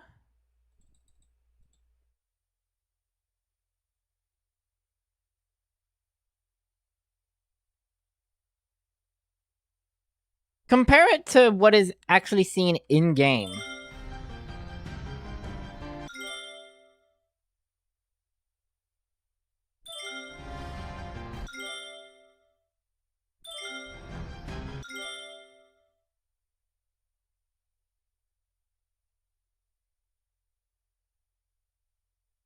The picture has a block missing.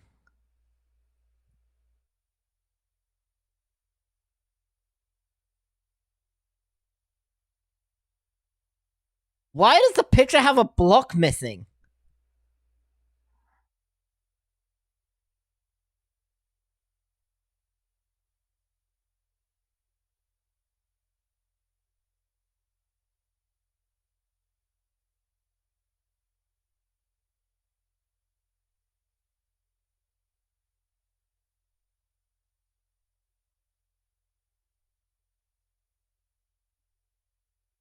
Like, right here, you can see how there's one block, but in game, there's two.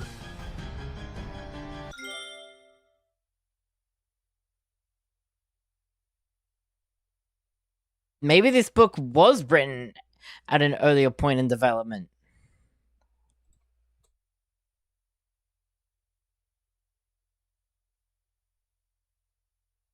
Yes, there was a coin also there. I had just picked it up.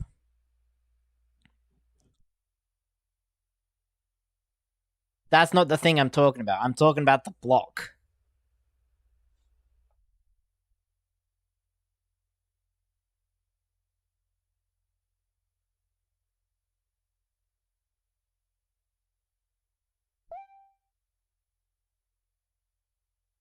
That is weird.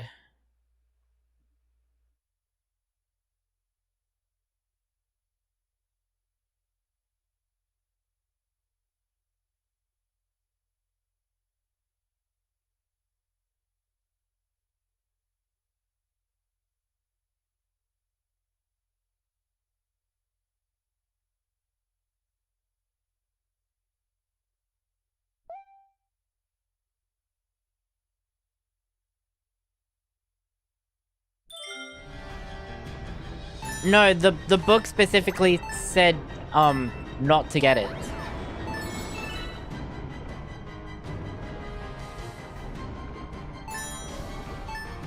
Like, it said this is the only cloak you might be okay with missing.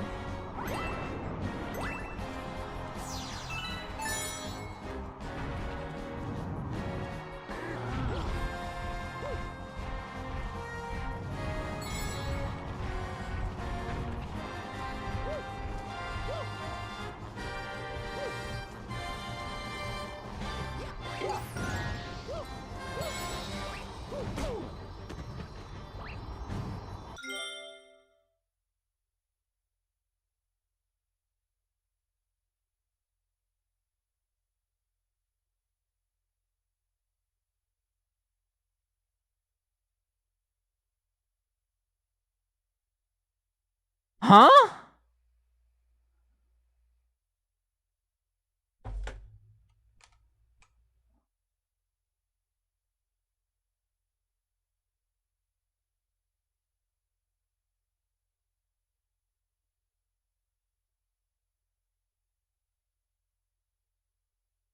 Huh?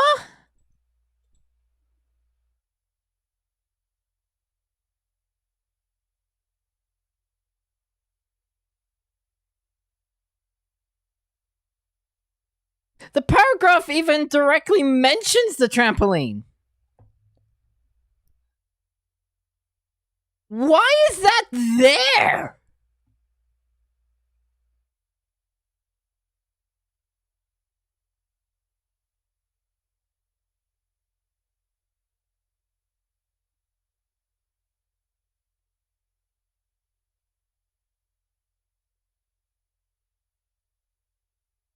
What is with this star?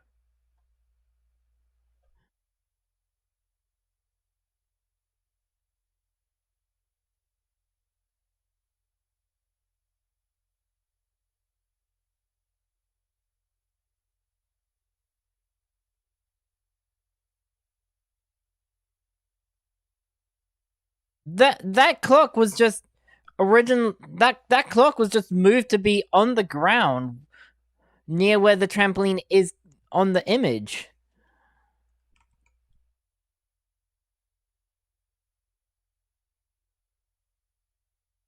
Why is there a trampoline?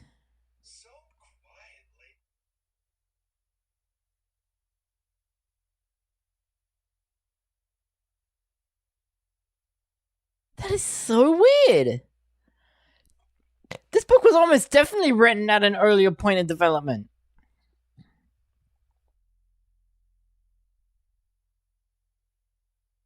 Which explains all the inconsistencies.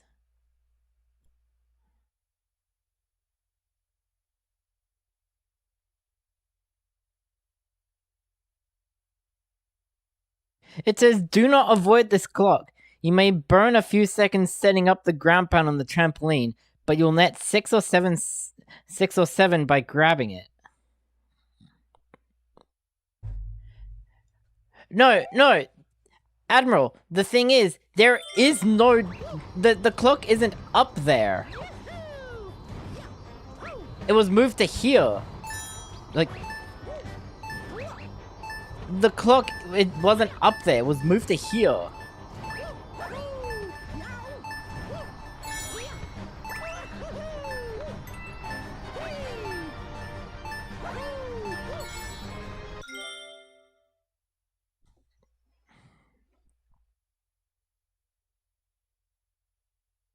The power star is on the opposite side of the giant circle.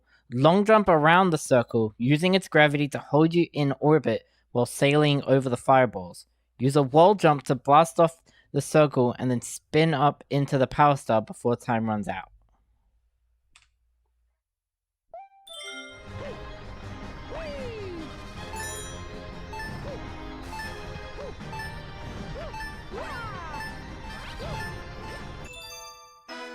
At least I got the wall jump thing, right? Yeah, no wonder it's so inconsistent. This book was most definitely written at an earlier point in development.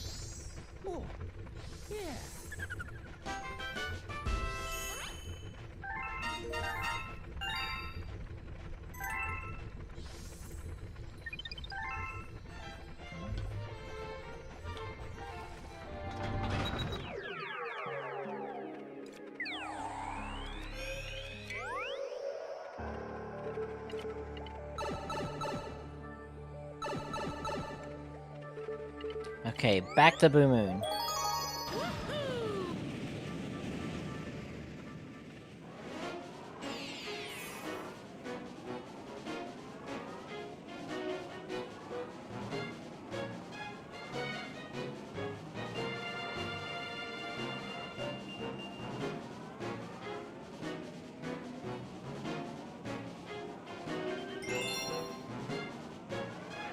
This hidden power star is accessible from the previous stage. Start it up again. Instead of using the launch star to blast off for the teeter-totter moon, jump to the next set of pink bricks.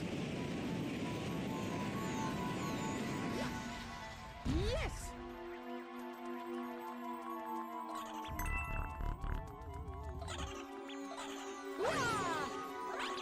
This book is just weird. Yeah, the book was probably written at an earlier stage of development so that they could have it come out around the same time as the game. This book is officially licensed by Nintendo, by the way. Otherwise it wouldn't be the official Prima guide.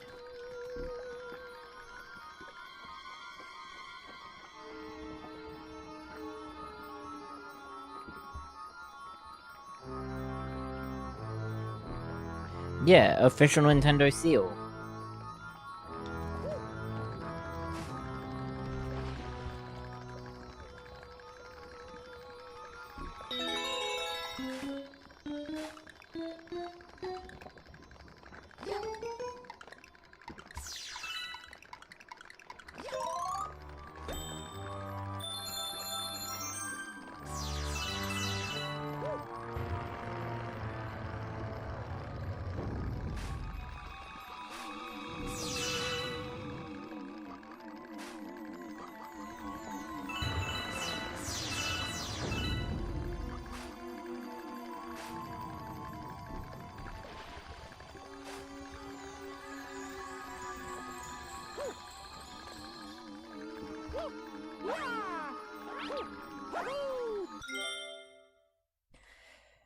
The pink bricks take off along the swamp much faster than the previous set.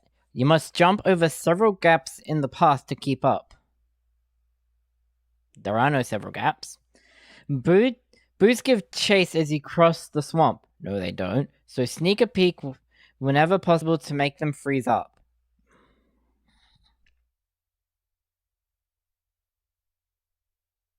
When the path snakes along the ceiling of the swamp, you must dodge several octoboos that travel in a wide circle. Slip through the gaps in the circle to keep up with the pink path.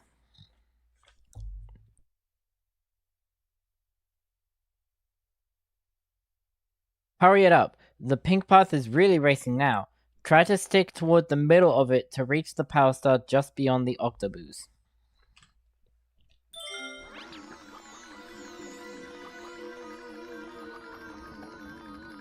Something tells me this secret star was going to be longer than what it is now.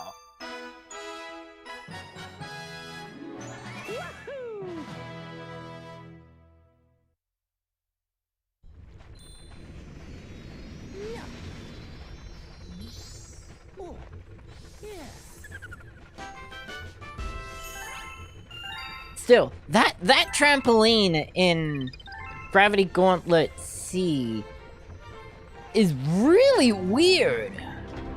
Like, I can somewhat forgive that block, but the trampoline is directly mentioned.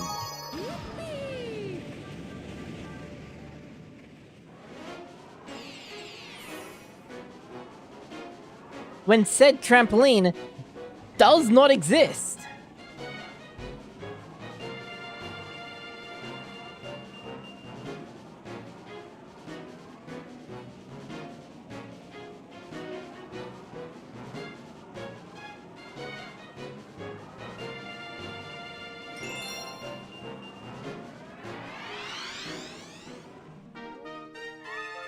This stage begins in the spherical haunted house, but you veer away from the original launch star into a new one that rockets you to a haunted house. Be sure to collect the 1-up mushroom on the planet before using the launch star.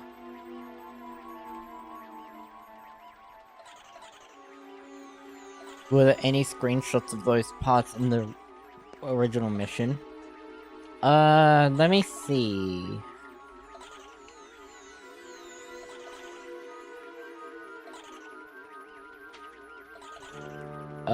Nope, it skips right over it. The screenshot before is during, like, the inside part of the castle. And the screenshot after it is on the planet that is directly after it with the fireballs.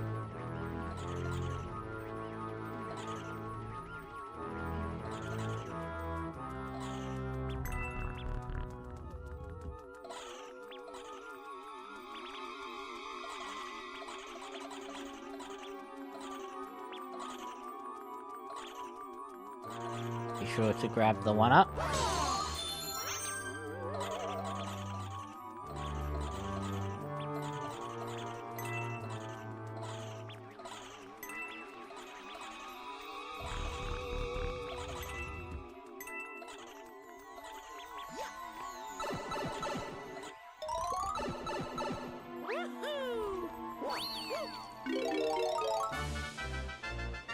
The Boo Mushroom gives you the power of a Boo. You can now float and disappear just like those spectral foes that follow you around when you aren't looking. Shake the Wii Remote to temporarily disappear, which lets you pass through walls. There are several Boo Mushrooms in the tower, so if you are ever tagged by an enemy and lose the Boo Mushroom, don't worry.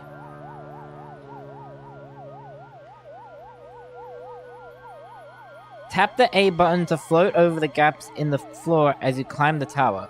Use the breezes to float through the hazards.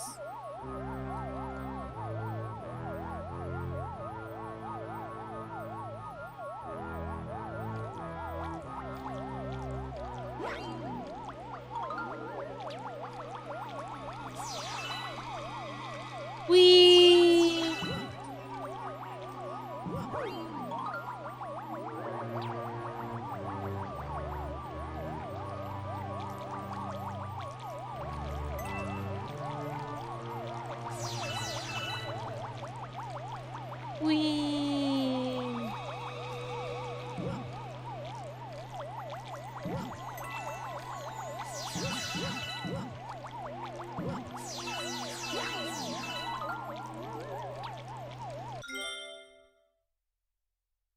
Fight the wind to collect the coins and one-up mushroom in this danger-filled alcove. Oh man, so much danger here. So much danger.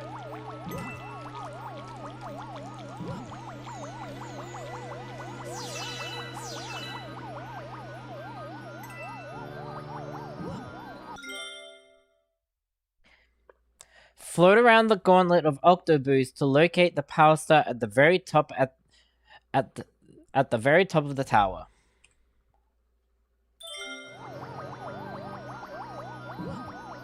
Hi, Smooth. We just learned that this book was written long before the game came out.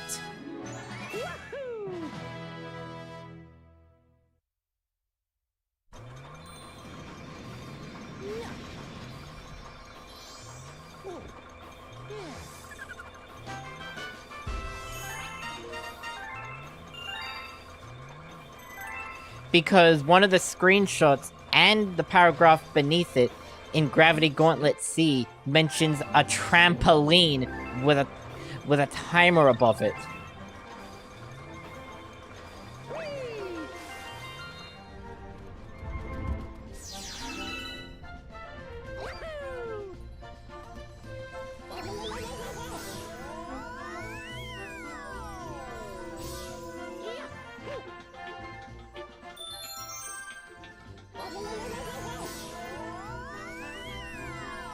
This book is weird.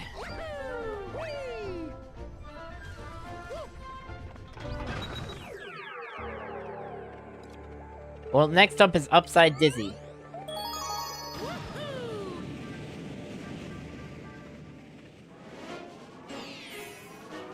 Upside Dizzy is a fun house of gravity, where down is up and up is down, unless gravity reverses itself, and then everything is normal again.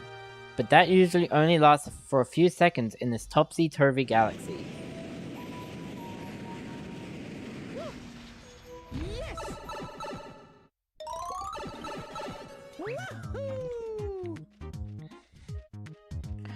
The gravity fields inside Upside Dizzy are tricky to master. When you're running in front of blue walls, gravity points down. Pink fields indicate gravity pointing to the ceiling. Use these fields to fling yourself through this section of the galaxy. Whee!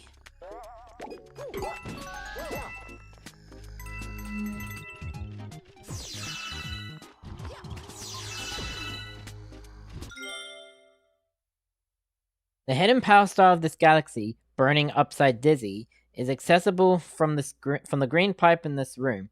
To reach the pipe and the one-up mushroom, you must fly up the pink field and then press left as the blue pushes you back down. You'll catch the ledge below. Pull yourself up and then ride it to the left, using the blue field's gravity to hold you down.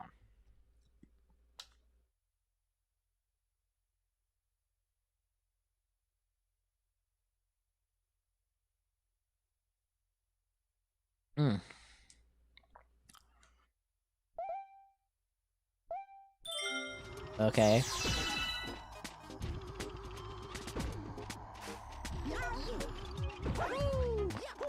Grab the one up.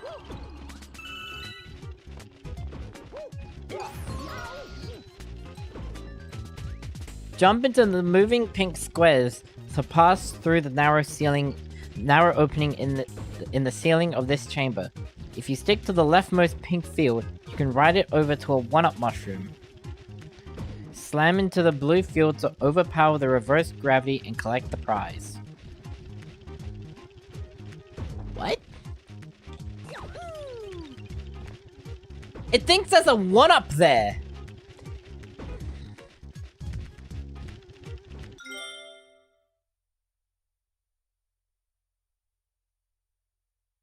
Even in the screenshot, there's apparently a one-up there.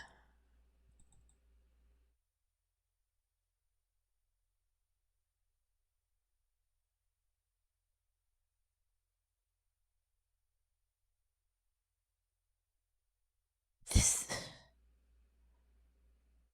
is Oh my god, this is weird.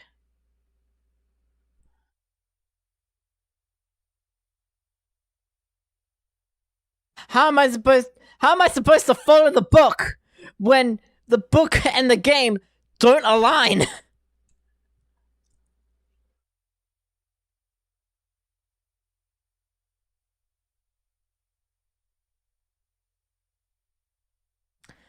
Oh my god!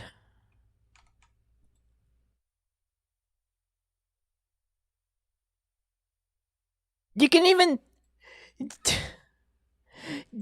see on the map that the 1-up is there, but it doesn't like it doesn't point to there being a 1-up there like it does for the others.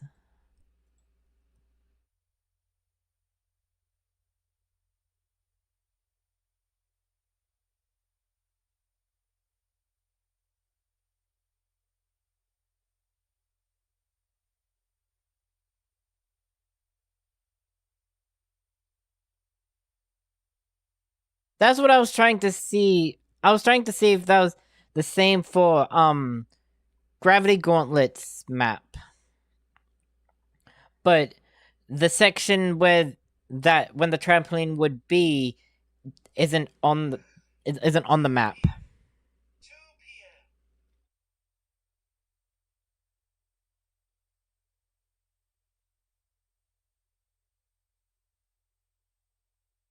There is a live stream right here.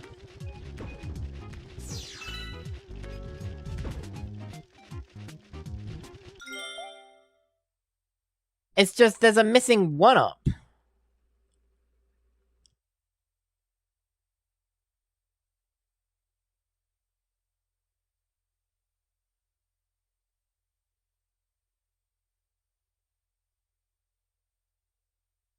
I swear to you, I did not I just made the title of this stream what it is because of how the book has been. I didn't expect it this time around to be this inconsistent.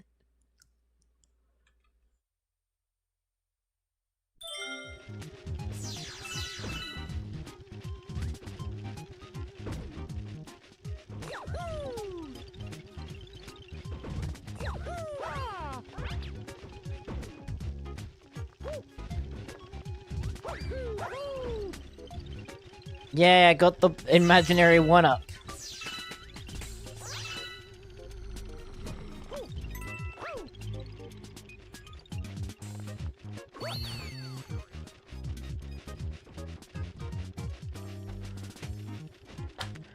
I want to check something.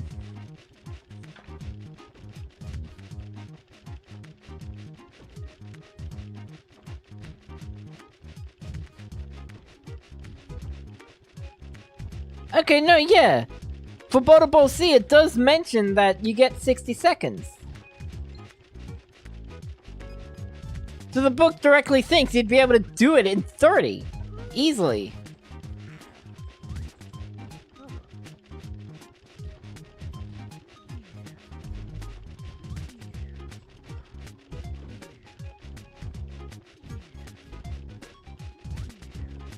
Yeah, the previous part is where there was a green star.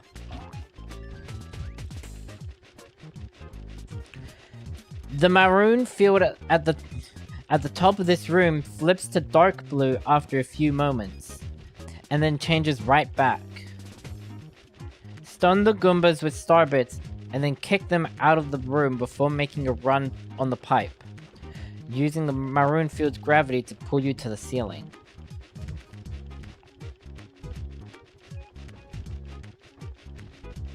Hi, official Moai.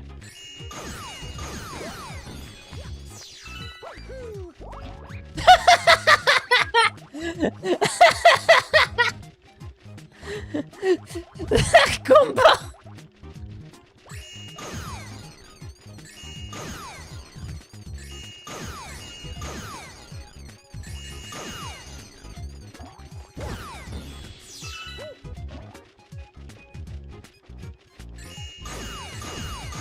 Oh, no, that spot where the 1-up is. No, that is not where a green star is. It's in a different corner.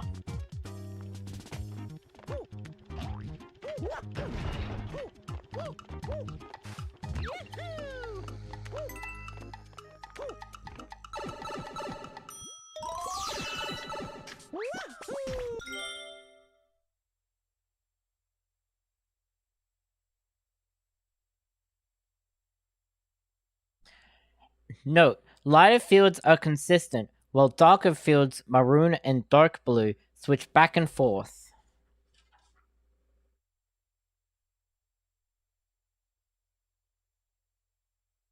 Run through this hallway, carefully avoiding the electric barriers when gravity reverses. Make sure you aren't caught over an electrical field when gravity flips, throwing you into the shock field.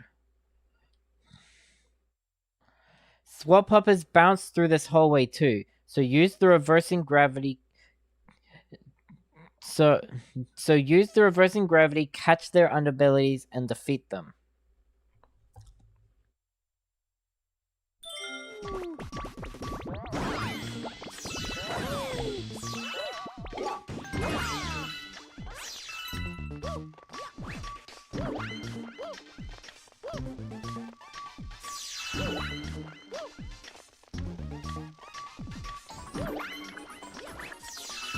God, this book is weird. Use the second pink field to slip on top of the first ledge when the wall turns dark blue. Now you can snag the comet medal without getting zapped.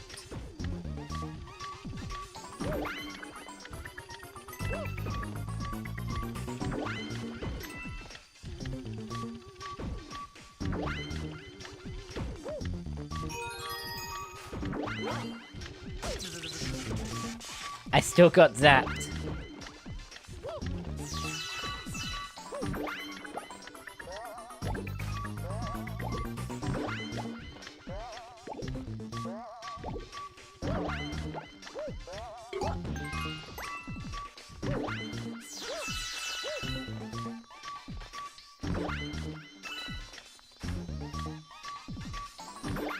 To collect the Power Star, jump out into the field just as it turns maroon, so you're slammed right into it. If you miss, you'll be bounced into an electric barrier. Depending on how much life you have left, you can survive a few bounces as you close in on the Power Star.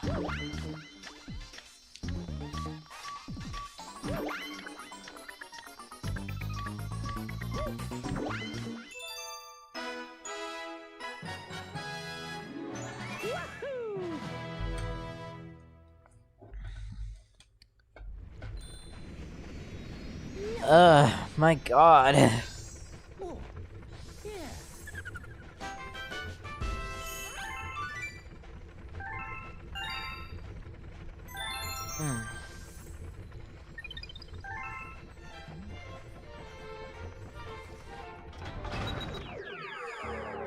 The secret star.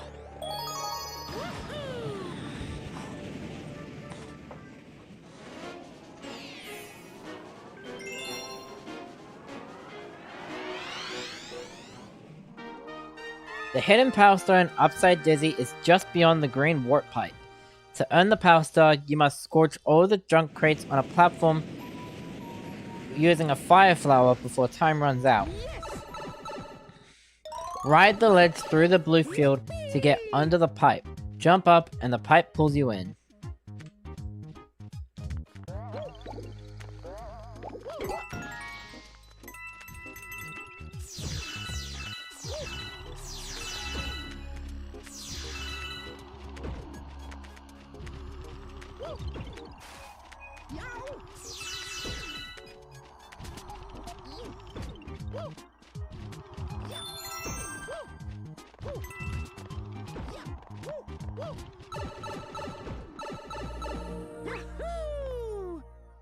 Inside the pipe, you are given a fire flower. Be careful with it. You must burn away the topmost wooden crate against the back wall to reveal the orange pipe, leading to the Power Star. If you burn up too many crates on either side, you won't be able to reach the orange pipe.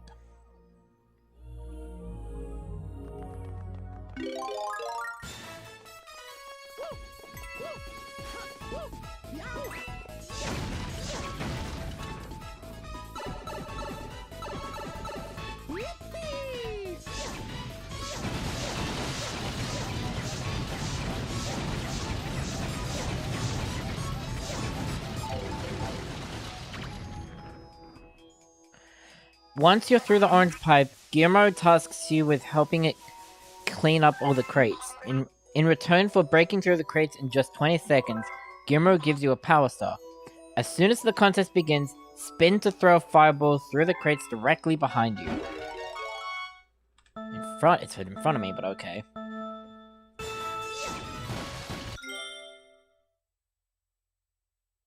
Because your fireballs are powerful enough to burn through several crates, run to the bottom of the platform and throw fireballs up through the column of crates. Start on one side of the platform and work your way to the other. Your fireball destroys any crate it touches. Line up your throws so that the fireball bounces between two columns of crates, thus taking out both of them at the same time. Okay, so it actually tells me to go to the bottom.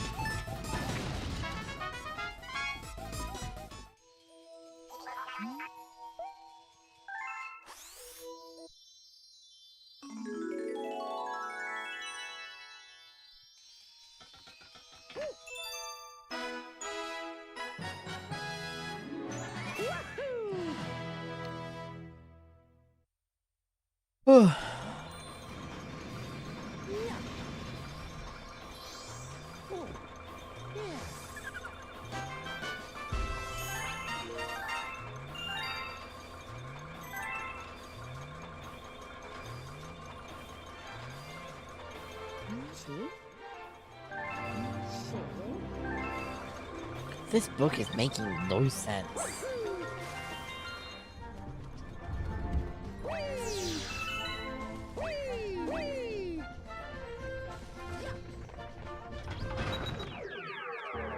Next is Fleet Glide.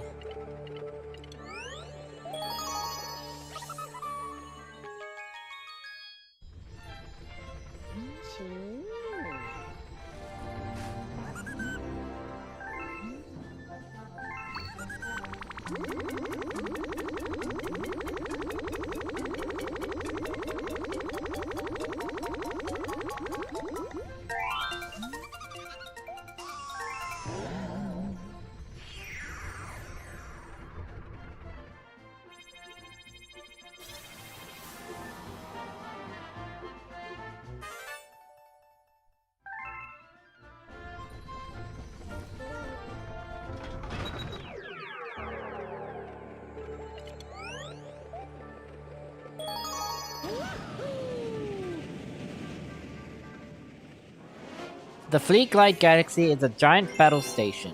While clutching Fluzzard's talons, you must soar above the station and dive through some tight tunnels to win the Power Stars and escape with your hide.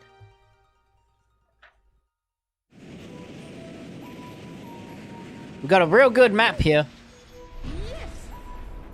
So useful, it's telling me so much.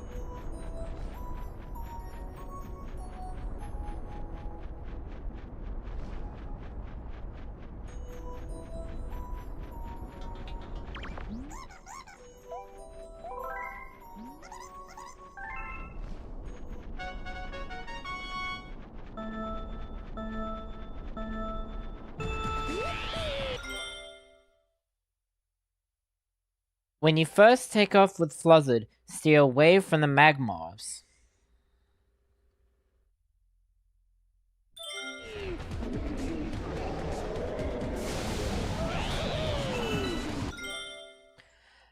After avoiding the Magmars, dip low and bounce off the yellow pad to blast through the first gate and collect a life mushroom. You must pass through all 5 gates to unlock the Comet Medal. It's wanting me to deliberately hurt myself?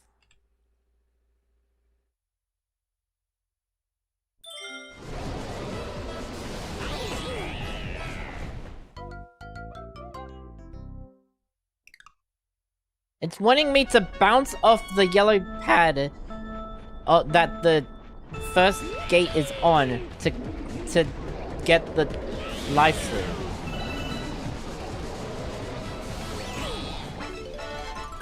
It bounces me right into it. so there's that. When you fly outside, steer to the left and spin around the battle station's exterior. The next gate is on the opposite side of the station, next to a 1-up mushroom. Yeah, I don't think we get the balloons this time round.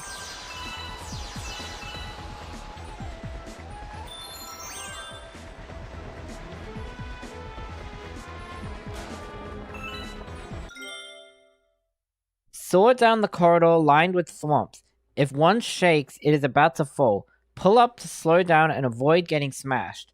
The third gate is right behind the second thwomp.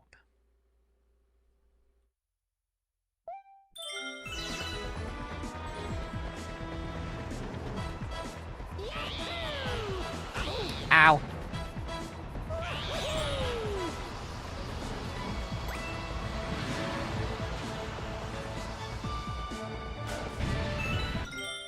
Oh. When you pass through the third gate, look out for the trio of bonsai bills blasting through the corridor. After escaping from the bonsai bills, steer down to the floor of the course to fly through the fourth gate.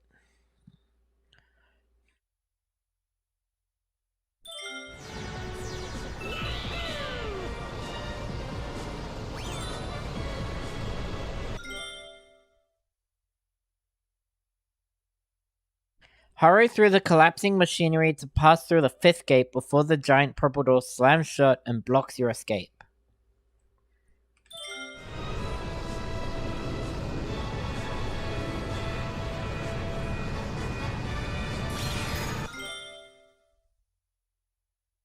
Once you pass through all 5 gates, the comet medal is freed from the floating glass case near the airships.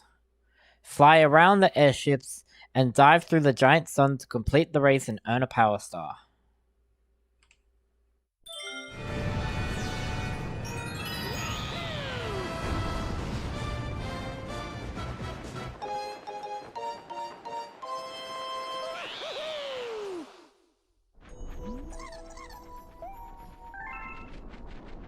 I've always loved Fleet Glide Green Star 1 because it's literally just start the race, hold the Wii remote down, like point the Wii remote directly down and you'll get it.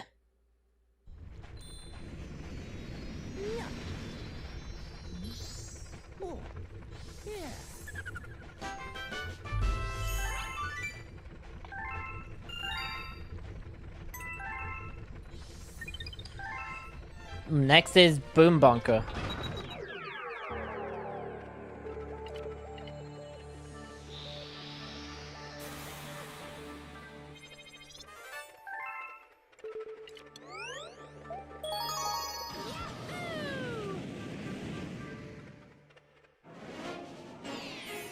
While Bowser licks his wounds from your last battle, Bowser Jr. resumes the quest to keep you from scoring Grand Stars.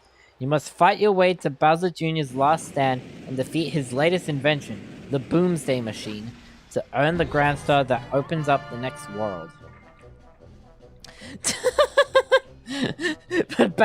Bowser licking his wounds. Oh, that hurts.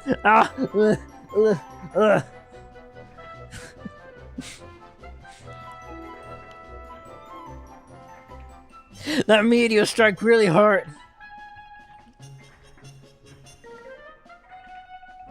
To escape the first planet, you must lure one of the bullet bills out of the glass case at the edge of the planet. Jump in front of the bullet bill, then leap over the mud because it will slow you down too much to keep ahead of the pesky projectile. Jump out to the case and then sidestep it so the bullet bill crashes and shatters it.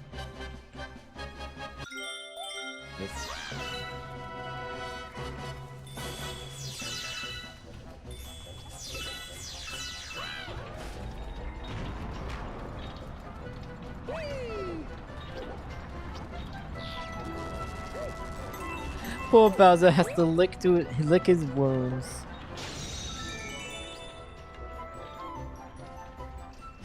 Look behind the wreckage of Mega Hammer to find a lucky cube. Hope for the best. a one-up mushroom.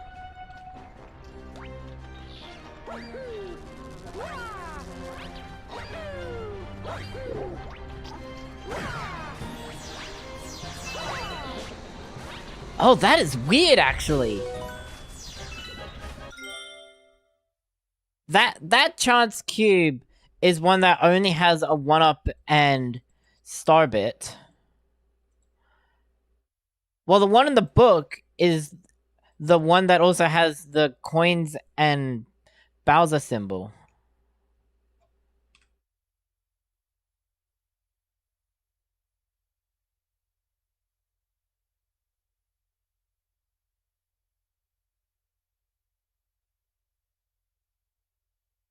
This book is just a goldmine for pre-release changes that they made before the game came out. Like this chance cube initially, this chance cube initially being the one that had the coins and Bowser on it as well. But now it's just the one with just the one-up and Starbit.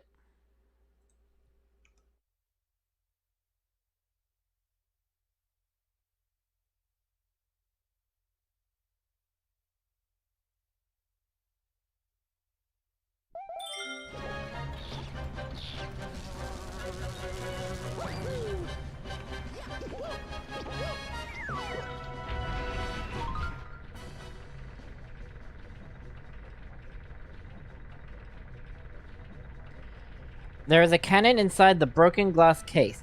Step into it and aim for the bullseye above the next planet. If you hit the center of the bullseye, you score a 1-up.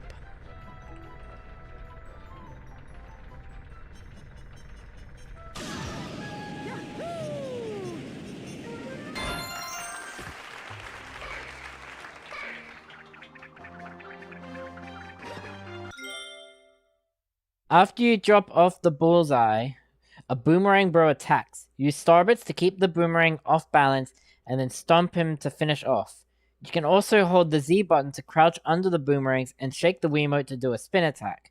This is very effective against the boomerang bros. Okay, so it actually mentions that you can do this.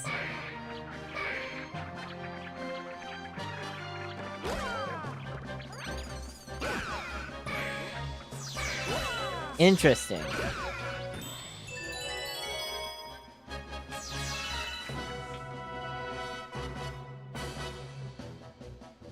Tip: climb up the pole in the rear left corner of the planet to find a life mushroom. You need this to survive the boss battle at the end of this galaxy. Oh. Wrong way.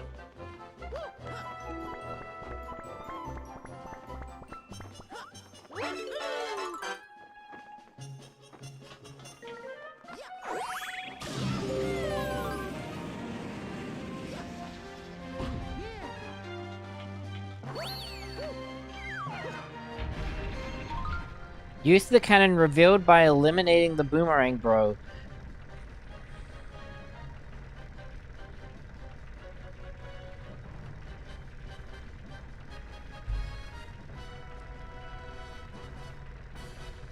Singular. To blast off for the next planet. A swirling mass of spindly platforms. Aim for the center of the bullseye on the South Pole, but wait for the spike balls to pass by before launching.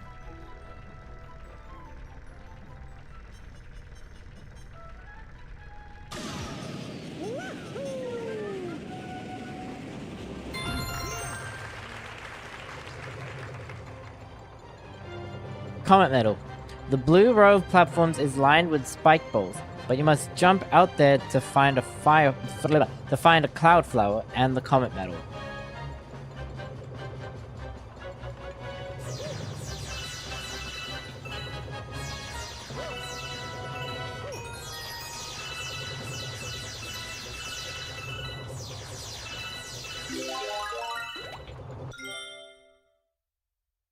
After picking up the cloud flower, long jump to the north pole of this planet.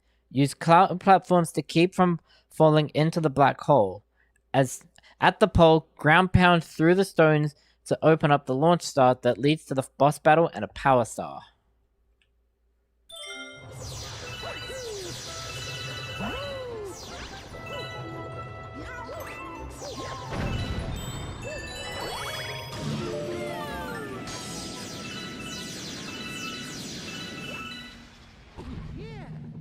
Boss battle, Boomsday Machine.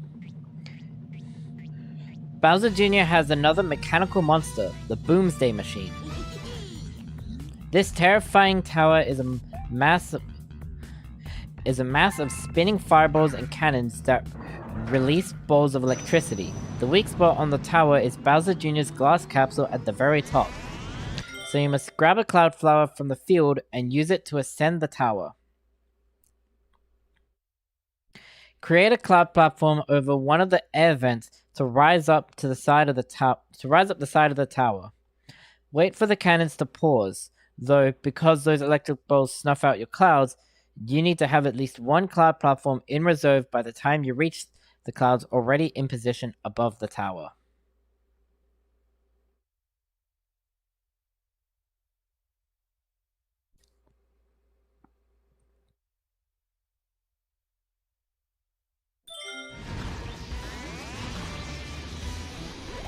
So wait for it to stop firing.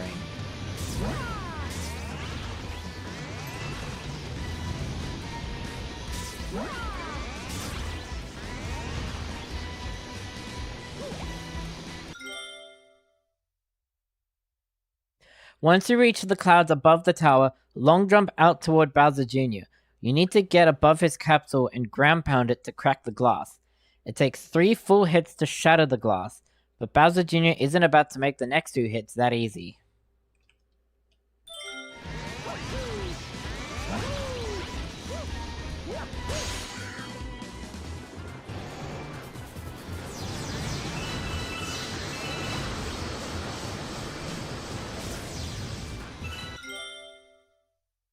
When you go for the second ground pound, you have to wait for Bowser Jr. to stop charging the glass dome over his pilot seat.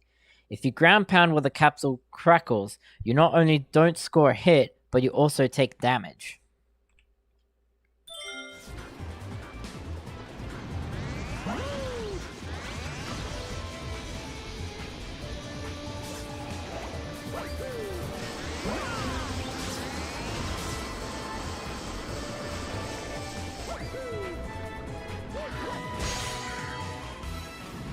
After the second strike, the full power of the Boomsday Machine is revealed.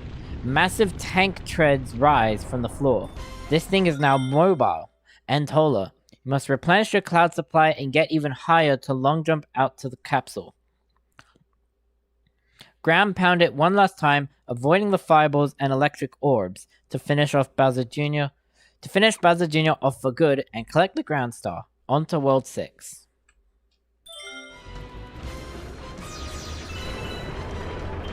That's how it finishes.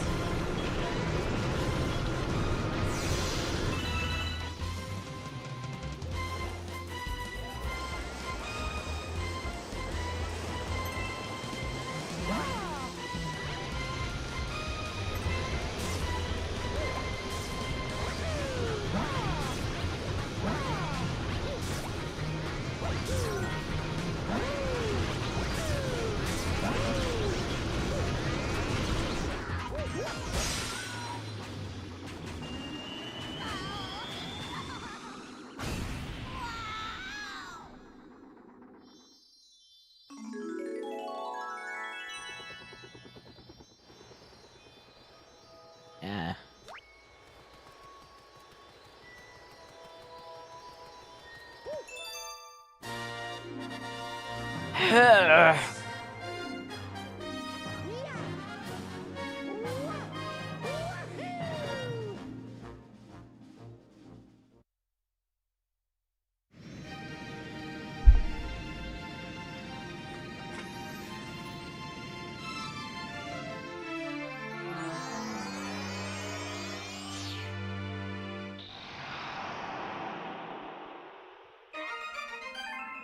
I think I think we're good on stopping here. My train of thought right now is we do next stream we do World 6, and considering how long it took me to get through this, even with Boulder Ball C, we might also be able to fit in World S after it, which means the stream after that can be the Green Stars. That's my train of thought.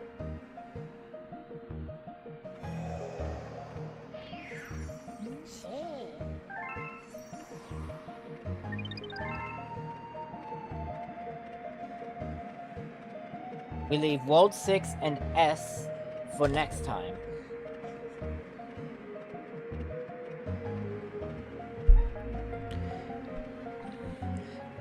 God, this book is weird!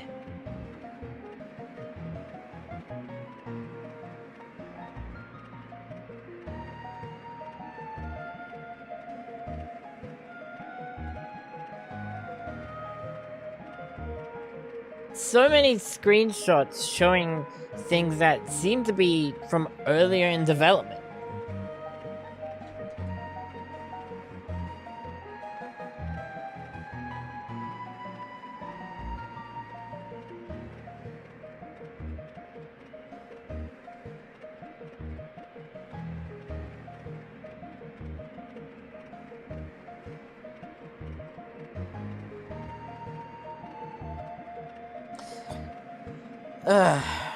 Yeah, so I'm wanting to change up how I when I do streams.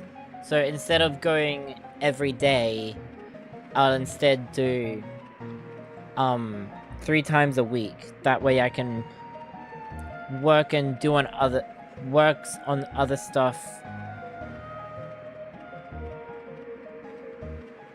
between then.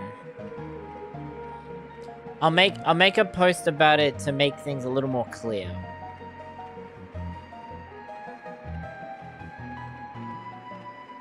So next stream should be Sunday, 2 days from now.